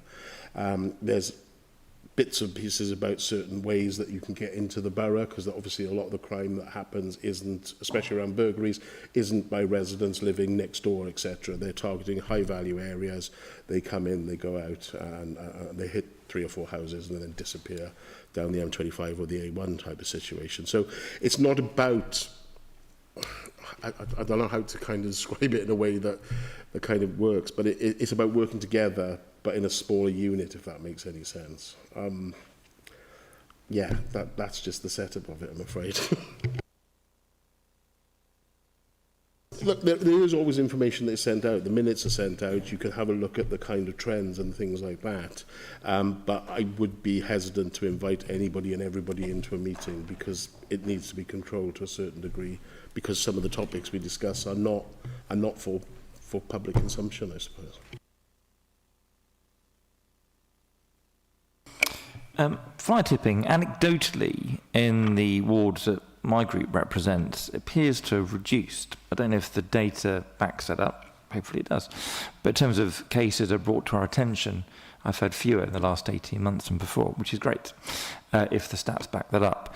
What I'd like to ask about is cameras. So in the presentation, there's a reference to the mobile cameras which can be deployed for fly tipping, and separately there is some use of CCTV or mobile cameras for antisocial behaviour hotspots.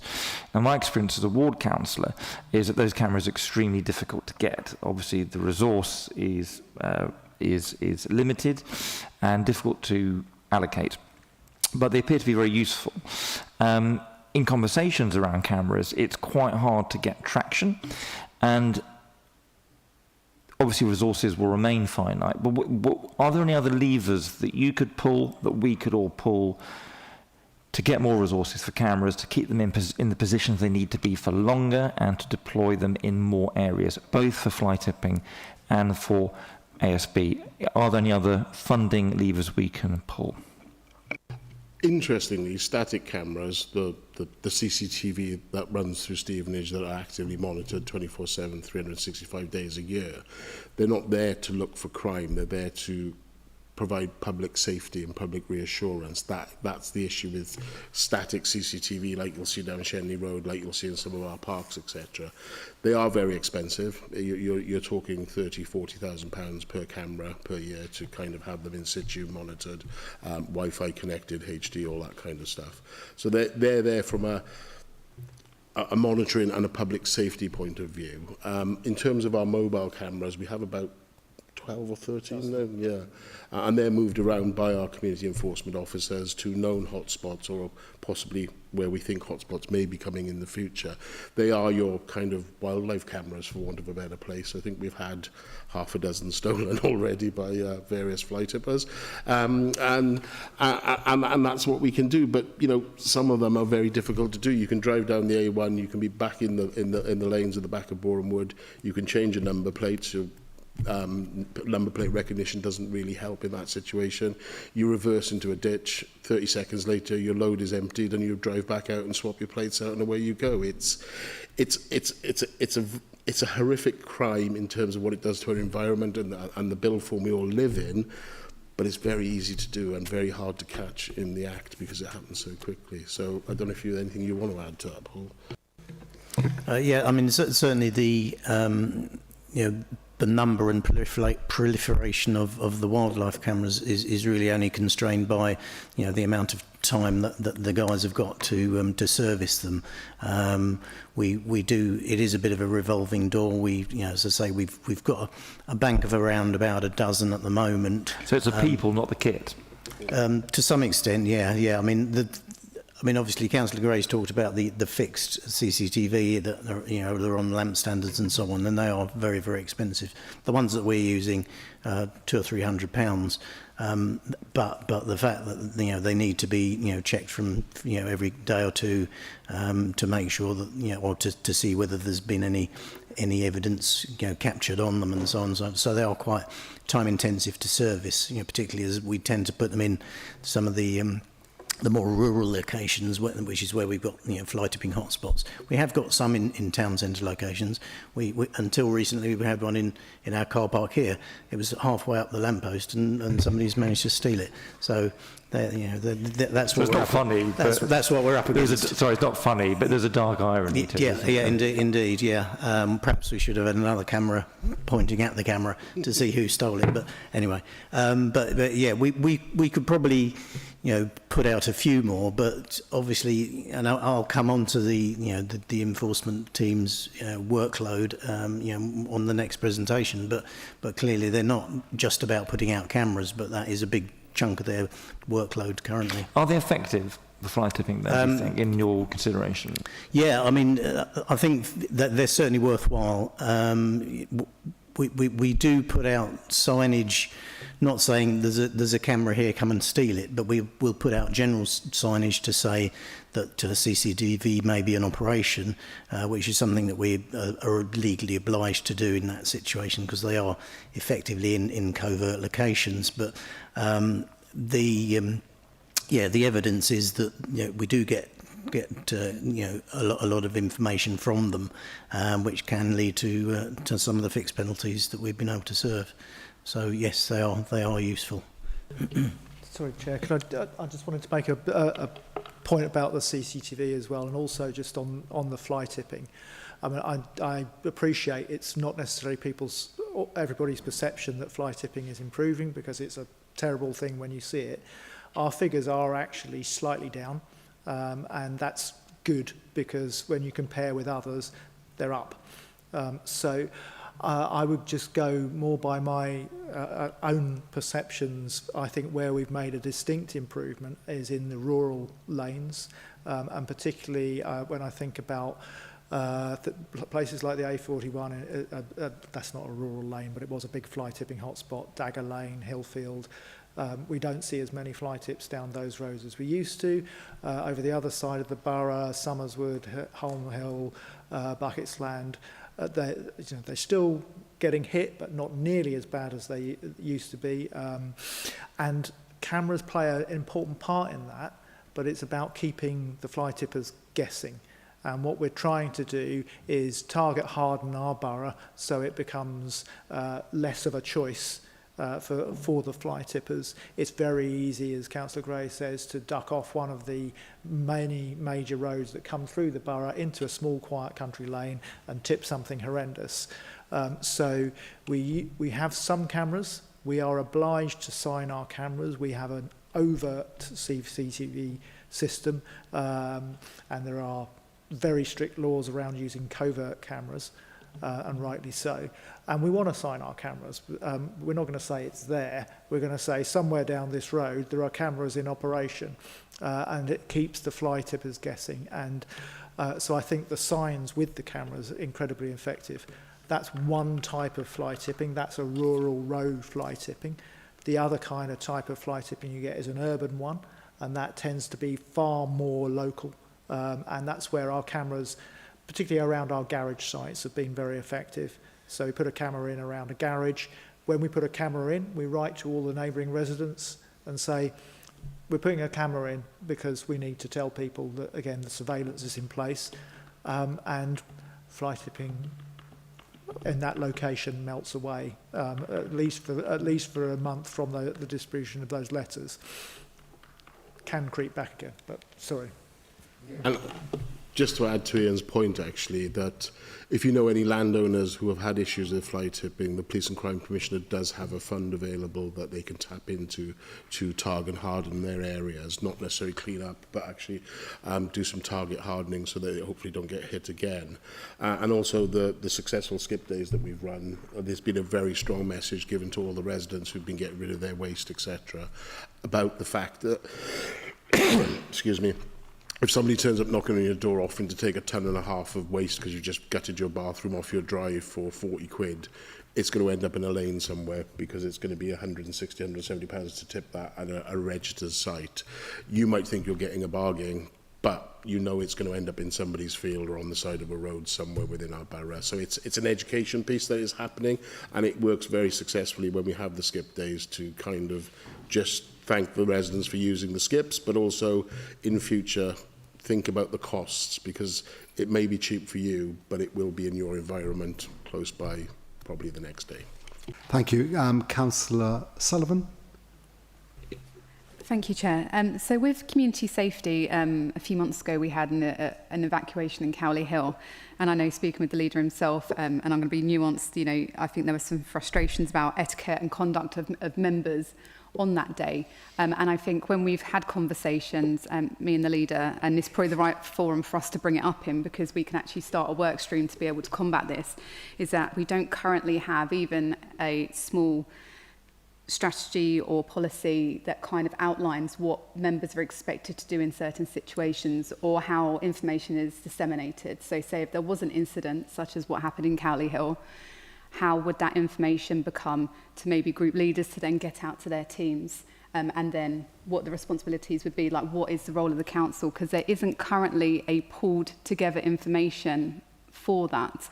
So I'm just thinking of ways that we could iron out problems there, and we may have bits come up in the future, so it's just a positive piece of work I think that we could bring forward to maybe help support the start of that.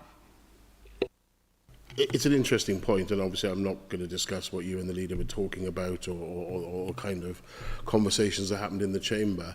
But many of our staff are trained in resilience and emergency procedures. Councillors are not, so they can be much more of a hindrance than a help when you're dealing with a high-stressed time issue. I understand as councillors we want to be out in our environments, we want to be helping, etc., etc. But you can very easily become a distraction and a hindrance and stopping our officers from dealing with what they need to deal with. So if you are happy to let you have a little look at a piece of work and do what you want, but I think we are working up a policy, a process for any kind of serious situation within the borough. Yes, I completely agree with what you're saying. It's just about how we support, because if we don't know what the communication is. So say, for example, if there is an incident, we don't necessarily know the information to point residents in the right direction for updates or what's happened, because that doesn't always come down to all the channels. I know, for example, that incident I didn't know.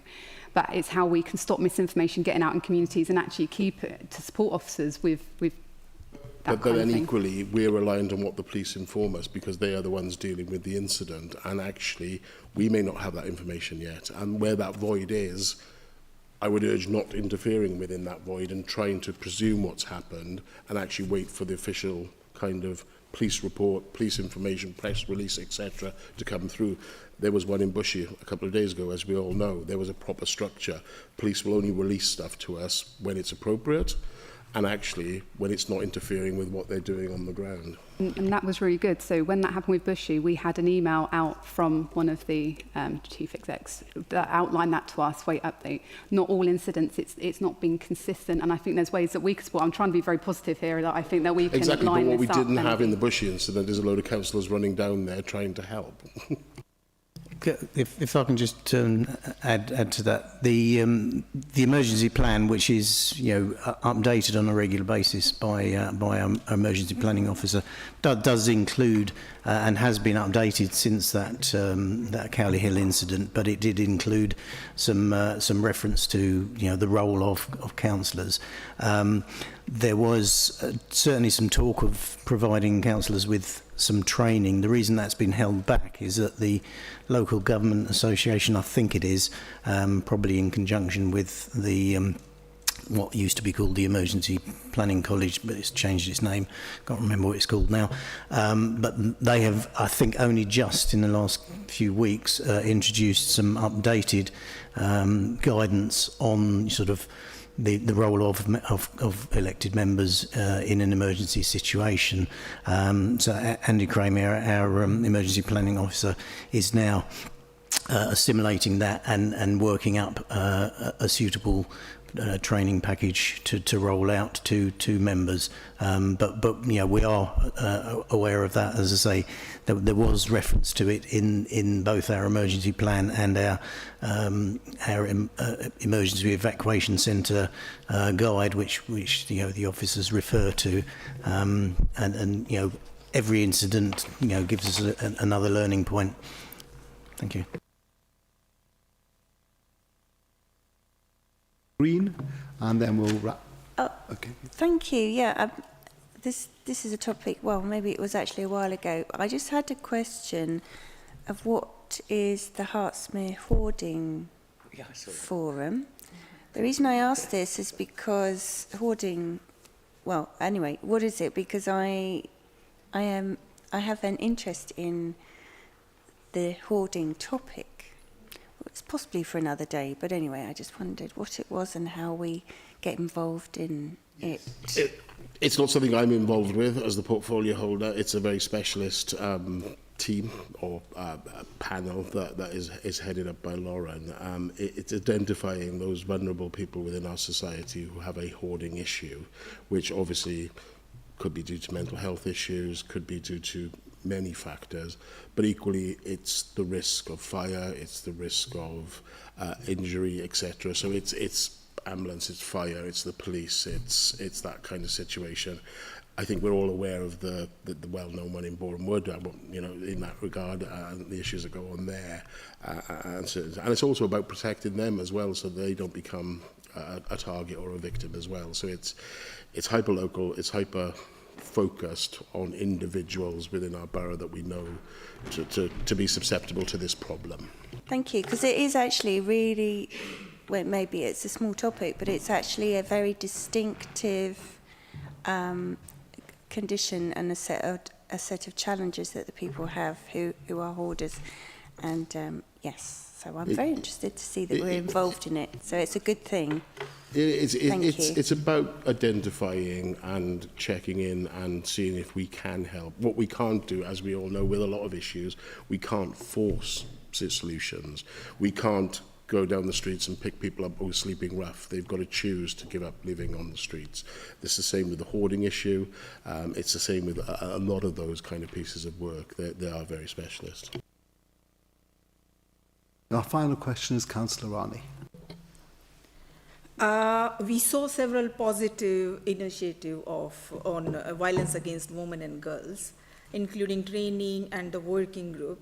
So how will we measure the real-world impact of these programs on women and girls in Hertsmere? And do you anticipate further investment or expansion of this work? As I alluded to in full council, Councillor Nicholas will never take no as an answer. She's tenacious, to say the least. Look, I was very pleased that Louise got the role. She's doing a fantastic job, and I'm very happy to leave her kind of deal with that situation and the whole violence against women and girls piece.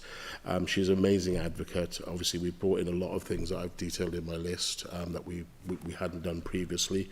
We do have people now listening into our calls in the housing department to see if they can spot signs of coercion or violence and domestic abuse.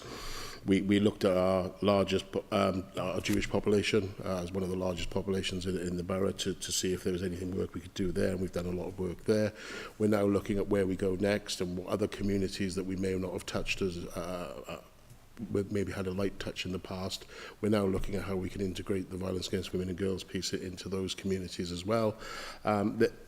There's a lot of work going on. There's a piece of work happening with MPAA, the Dance Academy and degree course in Bushy, where they're hoping to provide some bystander training and how to call out bad behaviour, misogynistic behaviour, that we can take into all the schools free of charge to educate the youngsters about what's right, what's not right. And they're working up a kind of workshop which includes performance and training alongside that. It'll be great for their students as well, because there's an opportunity for them to perform, but equally it will be a valuable resource that won't cost the schools anything, because there are a lot of organisations out there that do some phenomenal work, but they come with a price tag, and a lot of schools can't afford to have that resource come into the school. So watch the space. It's an ongoing, obviously it's an ongoing issue, and we will always be fighting it and tackling it, but I think Louise has got a really good handle on it, and all praise to her. Well, thank you very much, Councillor Gray. Thank you, Paul. And thank you, other officers, for your parts you played in agenda item 6. I think the committee, we agree to note it. Before we move on to agenda item 7, I've been asked if we can please take a 5 minutes comfort break, and I agree to that because it's been a long time and I'm sure you need a break as well for a bit. So can I suggest that we come back at 9:12? So I didn't realise you had to do that.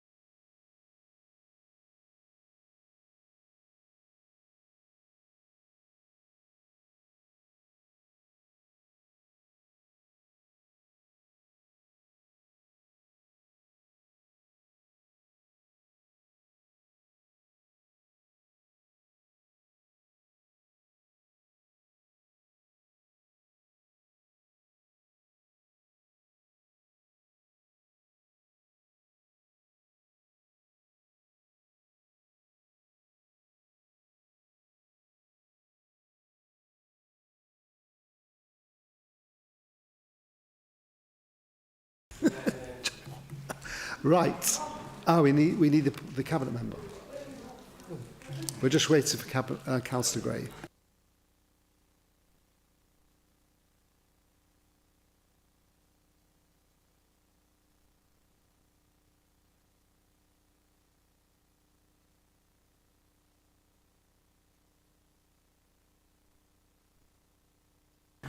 Right, this is really interesting. Thank you very much indeed. Are you okay, Councillor Gray? Yep. Yes. Good. Okay, so now move on to agenda item 7, Community Enforcement Service Performance and Policy. And this will be presented by Paul Sawyer, Head of Environmental Health, Licensing and Resilience, and questions can then be to the Cabinet member as well. Thank you, Chair. Right at the beginning of this year, I think I presented a PowerPoint presentation just to give members an update on where we were with the community enforcement team. At that meeting, there was some suggestion that we should be, focusing on some more detailed metrics. And as I think I explained at the time, we were very much still in the pilot phase, and that's why we hadn't tried to define too closely what we expected of the team. We were keen for them to bed in, so to speak, and be very responsive and reactive to to issues that presented. We're now a little bit further on. They have been up and running now for over the year, and so at this stage I've brought forward a report that gives a bit more meat on the bones. Hopefully it'll address some of your queries and concerns from the previous meeting. So we've gone through the report just reiterates the setup of the community enforcement team, which I'm sure members will recall. There was funding withdrawn from the police because they weren't spending it, and we set up the new team to provide a sort of uniformed and visible presence on the streets and in our community to not only enforce but to liaise and be a point of contact for public and businesses and visitors alike. I'm personally very pleased with the way that things have run over this first year or so. I'm regularly getting very positive feedback from people, and I think some of the figures do speak for themselves in terms of the workload that the team have got through. We've heard a couple of mentions tonight about the perception that fly tipping is improving, and I think that is in no small part to the fact that we are much more visible out there now. We are able to take a lot more fixed penalty notice cases, and people are beginning to think twice about things like fly tipping. It's by no means the end of the road, but we appear to be bucking the system, bucking the trend that's maybe in the rest of the country, just by having this additional resource and presence in the borough. As I said, I've tried to lay out some performance indicators under section 4. We've been able to respond pretty quickly. The sort of 90% figure that was mentioned in the previous presentation is a sort of headline thing. If you look at the detail, we actually get about 70% on the same working day. So if things come in, after hours on the day before or during the morning, we're normally able to get out to them that day, and that's, as I say, that accounts for 70%, and for the majority of the rest of them, they get done the next working day. So I think that's a very positive outcome. I have to say, in the past, when we only had maybe one enforcement officer looking at fly tipping, we wouldn't have been able to achieve those sort of results. We just wouldn't have had the personnel to get out to everyone. So that's a big improvement.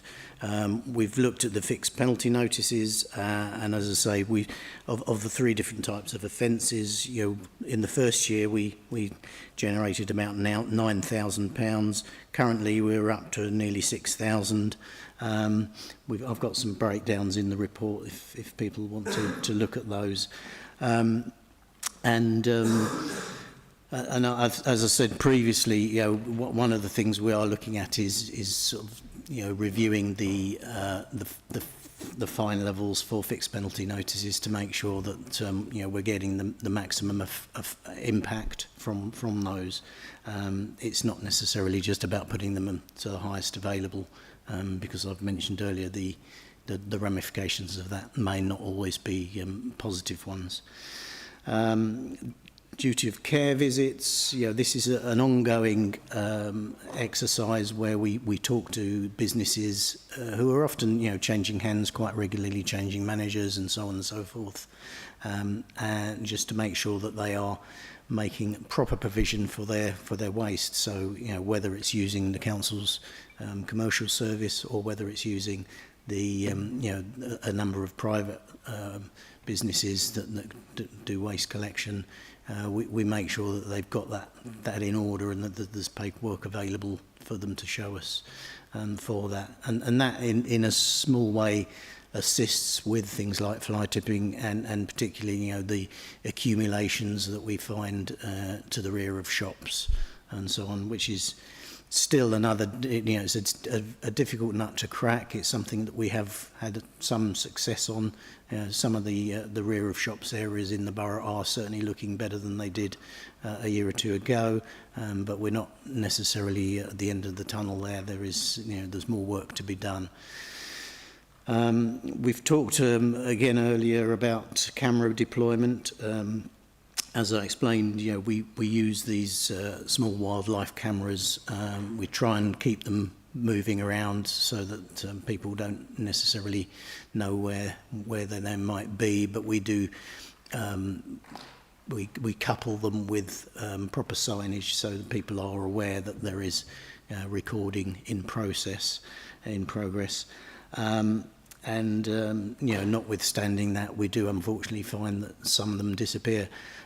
So I've got a constant order with a particular firm to provide us with replacements, and we just make sure that we keep as many as we can out and about. And so there's some stats there about the numbers that we've put out, and the memory card changes and so on.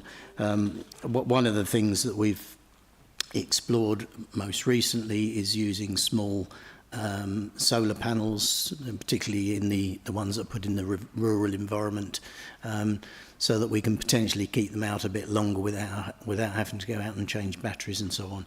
And the most recent ones we have are also Bluetooth connected, so that we don't actually have to climb up and pull the memory card out to download what's been recorded. We can actually do it from an adjacent mobile phone or tablet, so that makes collecting the data from them a bit more easy. We've obviously talked about the formal enforcement, the fixed penalties, and the fact that we are reserving prosecutions for the most serious offences. I'd love to be able to push more of these through the courts, but the reality is that they are so time consuming that we're probably getting more bang for our buck if we stick to fixed penalty notices in the majority of cases.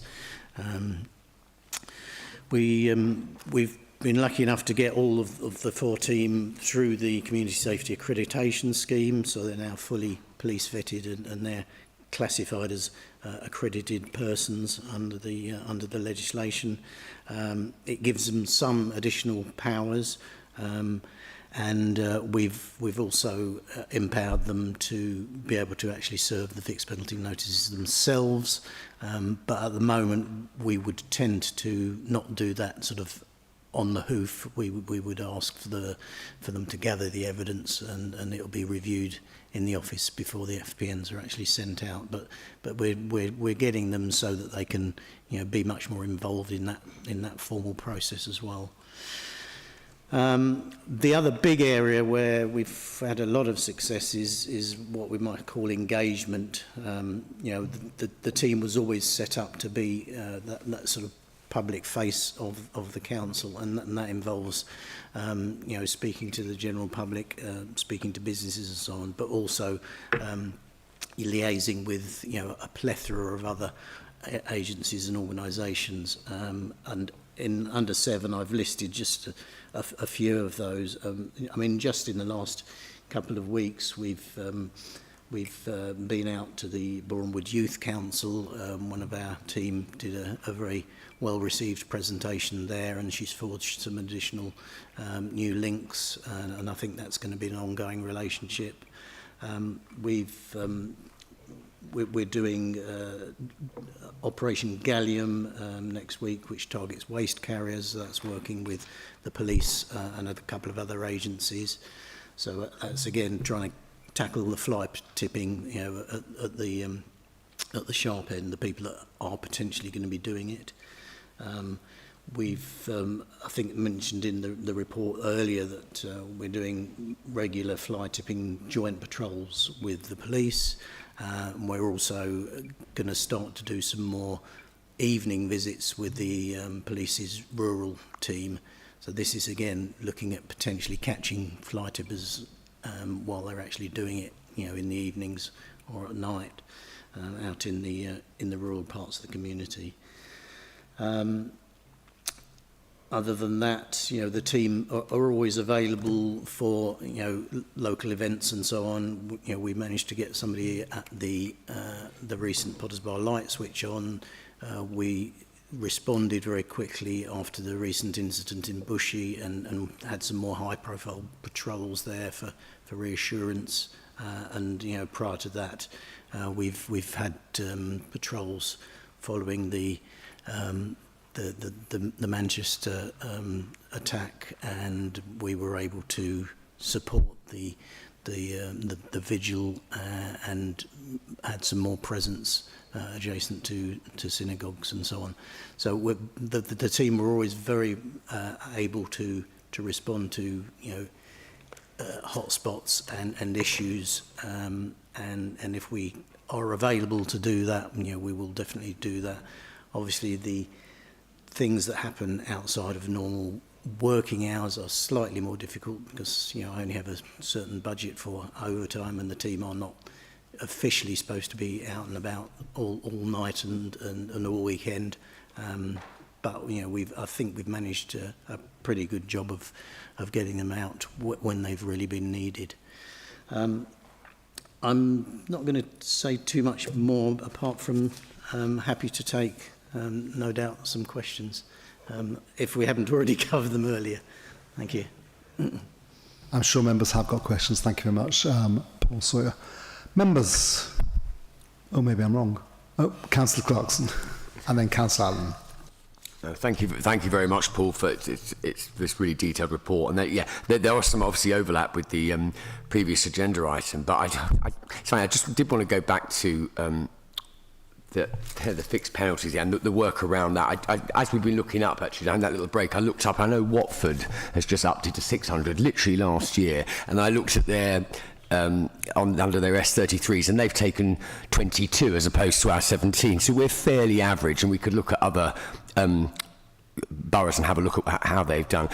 Just to get your thoughts again, would 600 possibly be, as this policy review, and it would be a policy, is that a reasonable thing? And is there work that we do with other, I mean, we do a lot of work with Watford, you know, we collaborate a lot. Do you liaise with other kind of you know, boroughs and districts on how they're doing? Question one. And question two, just on Elstree and Bournemouth. Obviously, I'm a Bournemouth councillor. There's a huge difference between, obviously, the work, you know, in terms of those normal site visits or visits to hotspot areas. Just some clarity, and I'm assuming, or I might be wrong, that it's more Bournemouth than Elstree. Just a little bit more detail around, is there the Bournemouth problem, the Bournemouth exception, if you like? So in relation to the fixed penalty notices, yes, I mean, I mentioned earlier the Hertfordshire fly tipping group, which had you know, as I say, it hadn't fallen by the wayside. It's just they hadn't had an official meeting for a couple of months, but they are now up and running again. That was traditionally the forum where we tried to harmonise, and in fact, when the FPN legislation first came in for fly tipping, that was where everyone agreed, and we were all at the same level. What's obviously happened since is that, you know, local pressures and so on have taken their toll, and you know, other councils have decided to move theirs up unilaterally. So we've now got a position where yeah, there's quite a range. I mean, some have moved them up sort of to sort of sensible rounded off figures. Others I think have probably put some sort of percentage on, because they've you know, there's something like £433 or something. I think that's maybe St Albans. But what we would aim to do is just do a full trawl of all the current rates, but not only that, but you know, as it's sort of budget setting time coming up, is to check whether anybody's intending to put theirs up, you know, from 1st of April, for example, because it's very easy to look at what people have got currently and try and match that, and then you realise you're actually a year out of step with what everybody else has done, because they've moved theirs up as well. A figure of 600 would actually be a doubling, so we'd have to consider whether that was appropriate or not. So currently our rate is £300, but £200 if it's paid within the 14 days. So we do find that a lot of people are keen to pay as soon as possible, which, you know, saves on our admin, but it means that they get it slightly cheaper, and that's quite common. You know, most authorities have that early payment discount, but you know, whether we've got those figures correct is a piece of work that we are very keen to do. I'm minded that we've got the as I say, we've got the budget setting coming up, you know, and that'll go to a committee and full council, you know, early in the new year. So if we are going to do this piece of work, I'd quite like to get it done so that it can be fully ratified at that meeting. But it's certainly something we're working on. Ian's got something to add. So I just wanted to come in on the back of that, because just give a bit more assurance around that kind of cross-county working. So the Herts Fly Tipping Group, long-established group, it's a subgroup of the Herts Waste Partnership. That comprises all of the 10 districts and boroughs plus the county council, and it's led at a member level by the portfolio holders from respective authorities, and then there's a strategic group which I sit on, and then there are a couple of subgroups, of which the fly tipping group is one. I think all of those groups talk about fly tipping. It's an agenda item pretty much on everyone's mind. And on the fixed penalty notice, there's a couple of points. One, the point of a fixed penalty notice is deliberately to take that out of the criminal justice system, in the same way that penalty charge notices for parking offences. We're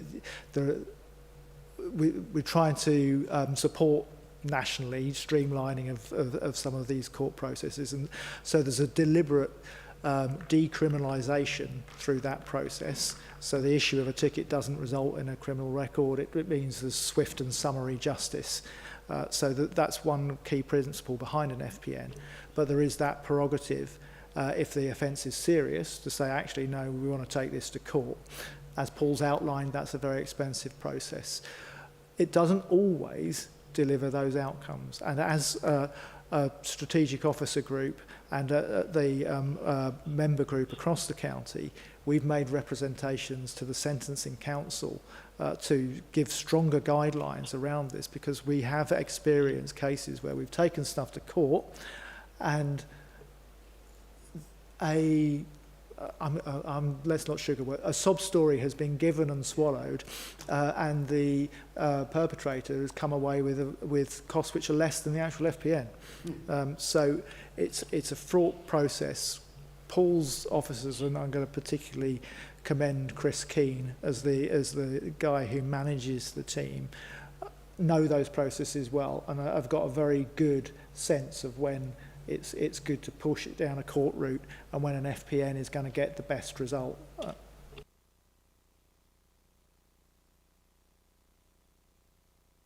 Thank you. I think it's an interesting debate and it's a valuable debate, and I'm not saying there is going to be a sweet spot to find. I suppose the point I want to make is that obviously my community enforcement officers are dealing with the issue of fly tipping. Fly tipping in itself comes under a different portfolio. It comes under Paul Richards' portfolio in terms of environmental crime, street scene, and that kind of issue. So I'm sure he'd welcome a conversation with you on that. And I will choose my words carefully right now, because it's not for a cabinet member to instruct scrutiny what to do. But if you want to have a chat with him and have a thought, have a conversation about what kind of level he's thinking of taking it to, if there's disagreement, I'm sure he would welcome input from the scrutiny team, because you are here to scrutinise us, but there's also another angle to your role in terms of if you disagree, you can take away and do a piece of work up a proposal and present it to Cabinet. But it's not for me to instruct that to happen. No, Good advice, Councillor Gray, thank you. Question, Councillor Allen. Sorry, I think I had another question to answer for Councillor. It's on the Borough Wood, just on the Borough Wood issue. Numbers, in just what your thoughts were on that, reflecting on that. The situation is that obviously Borough Wood and Elstree are the largest conurbation in the borough.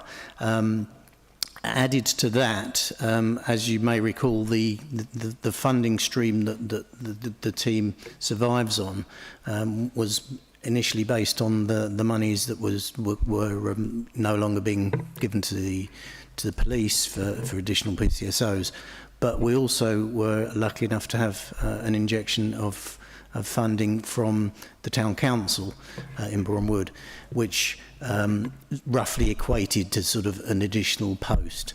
Now, part of the agreement was that we made sure that the team were suitably present in the Borough Wood and Elstree area. I have to say, we've not found that a difficult one to achieve, because we do find that there are a lot of issues in the largest town in the borough, and quite a lot of the for example, the Operation Hotspot, which is the police funded thing, the hotspots that have been identified are in Shenley Road.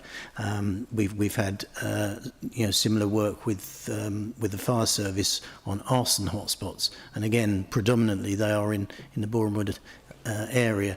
So we've not found it difficult to meet the town council's expectations. Now, whether that's a good thing or a bad thing, it depends on which way you look at things. But the reality is that the team has always been designed to be targeted at the place where they're needed most, and that does happen to be more centred towards the Borough Wood and Elstree area. Thank you, Councillor Allen. Thank you. As I mentioned before, I think the CEOs have done a really good job and have been a great asset. And I've referred before in this committee to a particular case. You'll know Paul in my own ward, where the lead CEO has been really involved and made dozens and dozens of visits with his colleagues on a very thorny case. And finally, we have made a bit of progress. And that wouldn't have happened without Chris Keane and his team, who I think did a really good job. So I'm a big fan of what's happened. My two questions are, what hasn't gone well? Is there anything that hasn't gone as well as you would have liked it to have done, which is next to sort out? And secondly, bearing in mind what I believe is the success of this operation, which has created something which didn't exist before, should you be trying to get funding to get a couple more?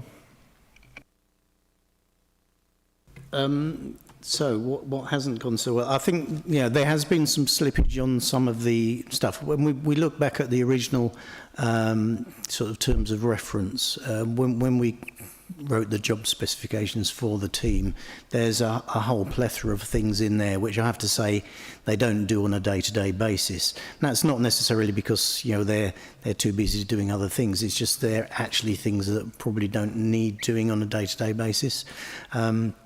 But one area that that we did say that we would be moving forwards, and there's been some slippage, is the public space protection orders, which will, reinstate some powers that we can use in public areas and in parks in relation to basically control of dogs and so on. So we do need to get those back in, and that will probably mean that the team will spend a little more time patrolling in our parks and open spaces. At the moment, they do go into those areas, and they've been instrumental in picking up some issues of antisocial behaviour, but specifically the sort of the legal powers in relation to dogs and dog fouling, dogs on leads and all those sort of things are something we need to get back in, and that's on the to-do list, and that will give them something else to do on a day-to-day basis. Other than that, sorry, what was the second bit? Get some more of them. Oh yes, well, absolutely, yeah. Obviously, as I say, we've managed to secure the continued support of the town council. I think they voted a week or so ago at their meeting to continue that funding. So that means that we can keep going. Possibly the changes, if we make some changes to the fixed penalty notice structure, we might have a little bit more funding coming in through that stream. I wouldn't like to rely on that, because that does tend to lead down the road of people maybe serving them when they're not appropriate. But certainly that's a welcome additional income stream, and obviously there are other parish councils in the borough who may or may not want to make a contribution, so that's another one where we could certainly make some approach. Other than that, I'll have to look to our elected members to see if there's any other funding streams, or Ian. I just want to add, because we've name-checked Chris Queen twice now in this meeting, and he would be upset with us if we didn't say one of the functions of the success of the team is the increase in cases that we would like to take to court, and that is Chris, who is really the capacity to deliver that. So if we are seeing any strain in the system, it's probably do we actually need to supplement Chris's role a little bit as well. So I think there's something to look at there. We are at a moment in our budget setting cycle. I think Paul and I would always say we'd love to see more of these teams, but we have to put that into the kind of wider consideration of the budget settlement, and probably until at least Christmas, when Matthew Bunyan gets that wonderful Christmas present to unpack in terms of what the actual local government settlement is for us. It's going to be very difficult to make a call on that. I had Councillor Sullivan next. Thank you. Thank you, and thank you, Paul. You took the thoughts out of my brain, and you said them already, most of it, because I was just looking up a little while ago the job spec that we had back in personnel back in the February 24, and I was going to ask you about that kind of parks, the ASB, and that kind of dog fouling and all those kind of things, but you've answered my question on that. Thank you. So my question was just about clarity on just one thing. So before these officers, was there one enforcement officer doing these kind of fixed penalty notices for fly tipping or more? So are the figures here for the whole team, including the original staff plus 4 officers, or is it just for the 4 officers what they've physically given? So is it what your whole team have notices have given? So the majority of these figures are for the team of 4, the new people. Prior to their existence, we for many years had a mishmash of an enforcement officer who was for a long time just a temporary post, and we managed to eventually get the post made permanent a few years ago. The the incumbent then is actually now training to be an environmental health officer on the apprenticeship scheme, but his replacement, Chris, was a single point of contact for all this type of activity, and so he naturally became the sort of team leader and supervisor when we got the extra 4 in. So the fixed penalty notices are still predominantly served by Chris, with back office support, but he wouldn't have been able to serve those if we hadn't got the team out there collecting the data, servicing the cameras, and so on and so forth. So, but the most of the figures, the visit figures, and all those are just those 4. They don't encompass additional people. What we have found is that because they're out and about, and one of the things that we did have on their original job specification would be that they would be potentially available for other teams and other departments to make use of the fact that they're out and about. And we've done that with housing, looking at empty homes. As I say, we've done it with other agencies. There's probably, and we've certainly worked with Lauren on sort of antisocial behaviour issues, and within the environmental health family, we also use them, when they're in particular areas, to look at a particular thing which may not be something under their direct remit, but might be something that's useful to other enforcement team, members of the wider environmental protection team. So they're very much embedded, but as I say, all of the figures here are about what they're doing, not what other people are doing as well. Thank you. Councillor Rani. My question is also related to fly tipping, which almost you have explained. So do we track repeat fly tipping offenders or place linked multiple times of environmental offences? And if so, what pattern are emerging?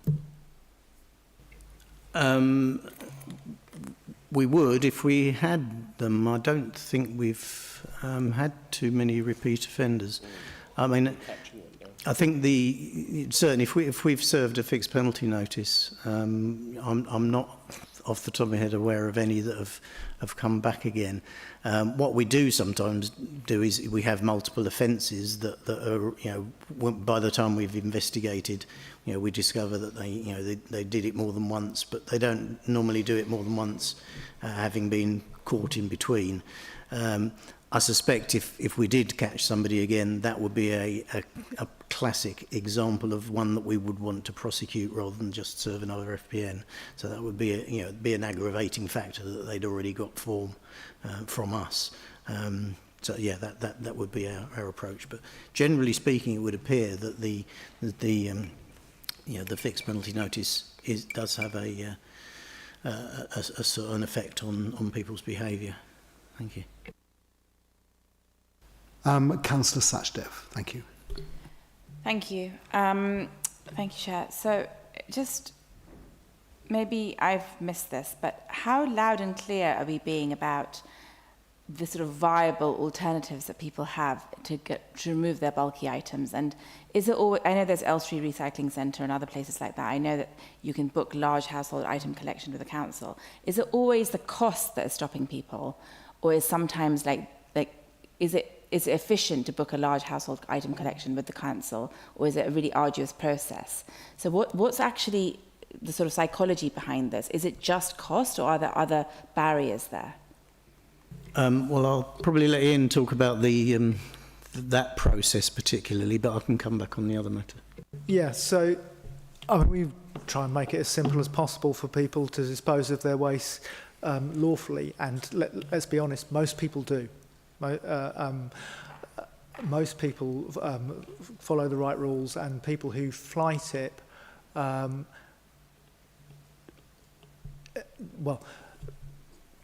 are people who can't dispose of their waste easily don't tend to become unlawful and then fly tip. They just struggle to find different routes.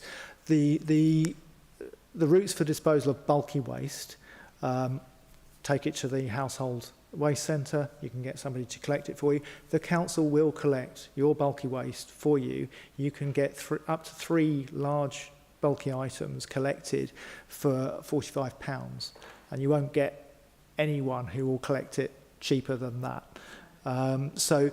That service is available, and we did actually have a brief hiatus over the summer when it wasn't available, just for staff shortage. Fly tipping did not go up in that time. Actually, fly tipping actually went down slightly in that period. So I think the people who are disposing of their waste unlawfully are either doing it unwittingly because they're paying somebody what they think is a cheap disposal, and that person is then taking it and dumping it in a ditch. And then a lot of the waste that we see, particularly in rural areas, but also in our garage sites, is commercial waste. It's trade. It's probably small trades operations who don't want to pay a commercial waste disposal.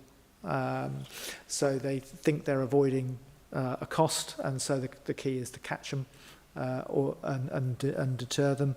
And then lastly, when we come to look at our urban areas, and it's particularly a problem that we see around flats above shops and service roads, we probably have residents who are living there who maybe don't have access to a car, and then aren't aware necessarily of a bulky waste collection, and there becomes a perception that if waste is left in a particular place as well, that's okay. That's just where you go and take your waste. And we have a few spots like that, and we're trying to design them out. So it varies a lot, and the behaviours that drive it, I think typically people aren't deliberately going out to break the law, but some of them absolutely are, and it's just a cost avoidance, and people are taking a gamble. It's probably no different from people who will decide, yeah, I'll park unlawfully because I think I'll probably get away with it. I'll pitch up on the double yellow and leave the car there. And some of these criminal organisations, which is the kind of really serious point that I'm sure you've all seen on the news with that horrendous case up in Oxfordshire, in that case, the gamble that the organised criminal gangs behind that are taking is that the Environment Agency is not going to be quick enough to catch them. And they can wear the costs probably even if they're caught because of the amount of waste they've disposed of and what they've got away with. But Paul, you might want to add to that. Yeah, absolutely. I think it's very easy to just put all fly tipping into one category, but it's a range, and Ian's quite eloquently described the various types, and I think the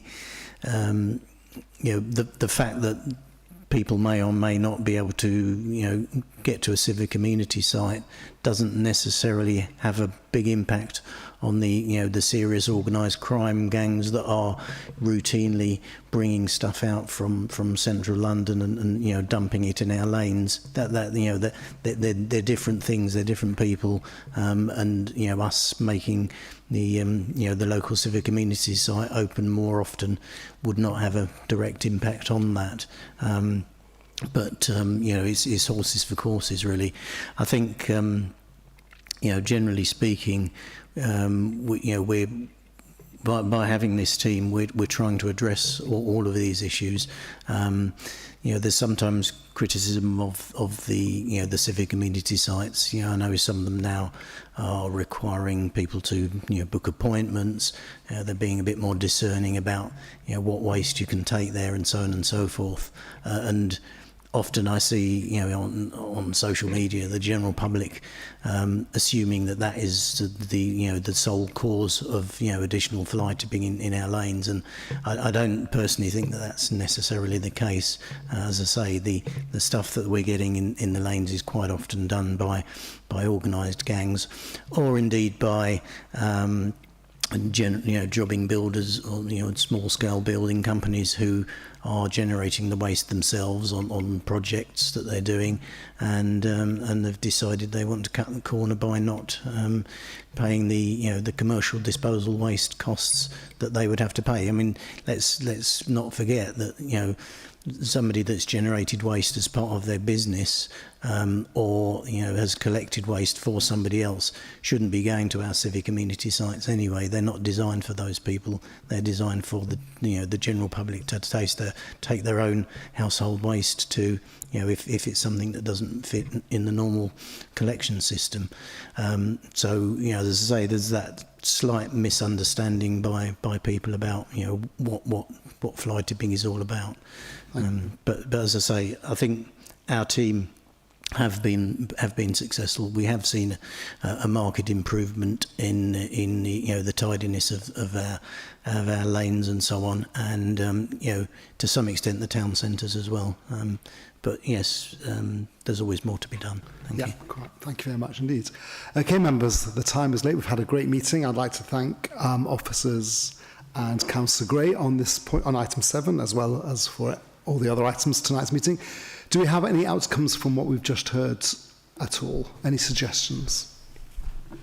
Yes, Chair, it's saying what Councillor Gray said, and I was thinking anyway, as we've gone through this meeting, is there scope for a task and finish initiative that this policy review committee could take forward based on flight? I'm not just on fixed boundaries, but kind of looking around it, and we've had some successes on the comms, on the HMO thing as well. So it's come to my mind that maybe we could do something on this separately from the work and report back and be constructive and kind of front-footed on it.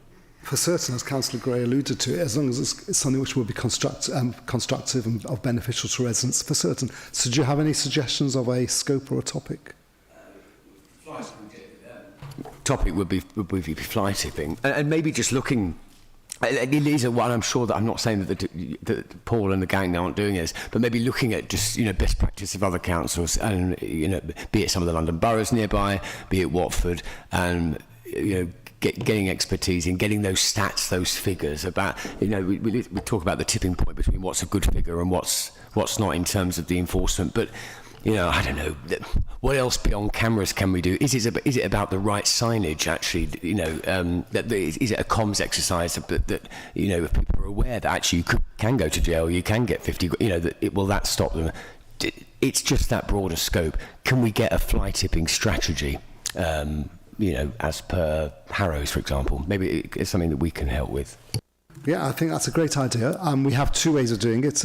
We've done historically the past 3, as you said, as task and finish groups where we go away meet. There isn't another way that Councillor Newmark was quick to remind me yesterday that we could just do a half a day where we hear the evidence and then come to a suggestion. That's I think that's a very difficult way to work, because you have to get all the evidence there and then you have to come to a conclusion.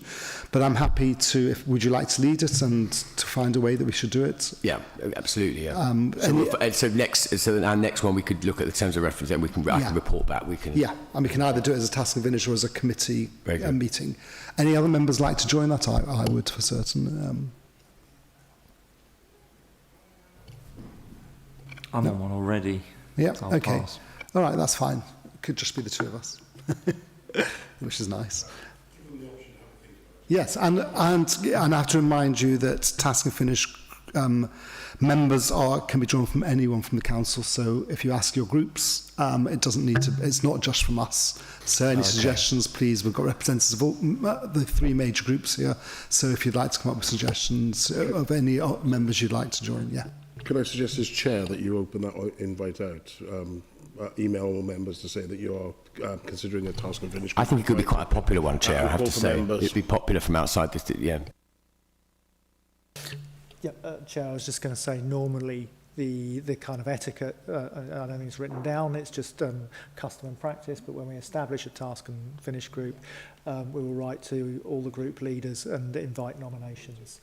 I'm also very happy to talk to Councillor Clarkson or any other councillors in advance of a meeting about terms of reference and information that we hold already, so we can help go and refine your scope. I think guided by you. That's really, brilliant. So can I ask this question? Can I ask Councillor Clarkson just to have a quick meeting with Mr Kershaw, Ian, just to refine the scope, because I think that's very important. Absolutely. And then I will write to the group leaders, and then we'll set it up. And that leads us on. So agenda item 7 is concluded, and thank you very much, officers and Councillor Gray, for your detailed presentations as always. And that leads us to agenda item 8, forward planning programme and committee work. We look at the forward plan that's been presented to us actually finishes at the end of this municipal year, and everything on it I think we've more or less covered, except for the electric vehicle charging that's coming up next week to Cabinet. So have members looked at we've got one more meeting in January, which is the joint meeting with Operations Review and all the members. It's the annual budget meeting, which is plenty of us. And then we've got our last meeting of the municipal year on Thursday, 5th of March. We have Councillor Oakley coming to present, Councillor Matthews coming to present, and the final report, we hope, from the Task and Finish group on housing, which is led by Councillor Sussman. But then our work ends. We've got a forward plan of contract procedurals. Do we then restart because it's at the end of the municipal year, and then the committee might change that? You will have sight of a draft work programme for next municipal year in the next calendar year. I can't be more precise than that at the moment, but it's coming. Great. So can I then say, at the end of our next meeting, which is the joint meeting, we can meet for like 20 minutes to work out the work programme for certainly May, June, July, and I think that will involve the Task and Finish maybe as well, and then any ideas that members might have. Remember, this is ideas-based as well coming forwards. It's not just from officers and myself, it's from members to come up with ideas. Great. So I've got no agenda item 9, AOB. Agenda item 10, the close of the meeting, bang on the dot, nearly of 10 o'clock. And members, can I thank you very much? Can I wish you all season's greetings, Happy Hanukkah, Merry Christmas, and thank you for your hard work up to this year. I think this committee's been really interesting and very good. And certainly, once again, we must thank Alex Moore, our Democratic Service Officer, who I couldn't manage without, and I know our Task and Finish could not manage without, and you're a fantastic asset to us all. Thank you very much. Thank you very much.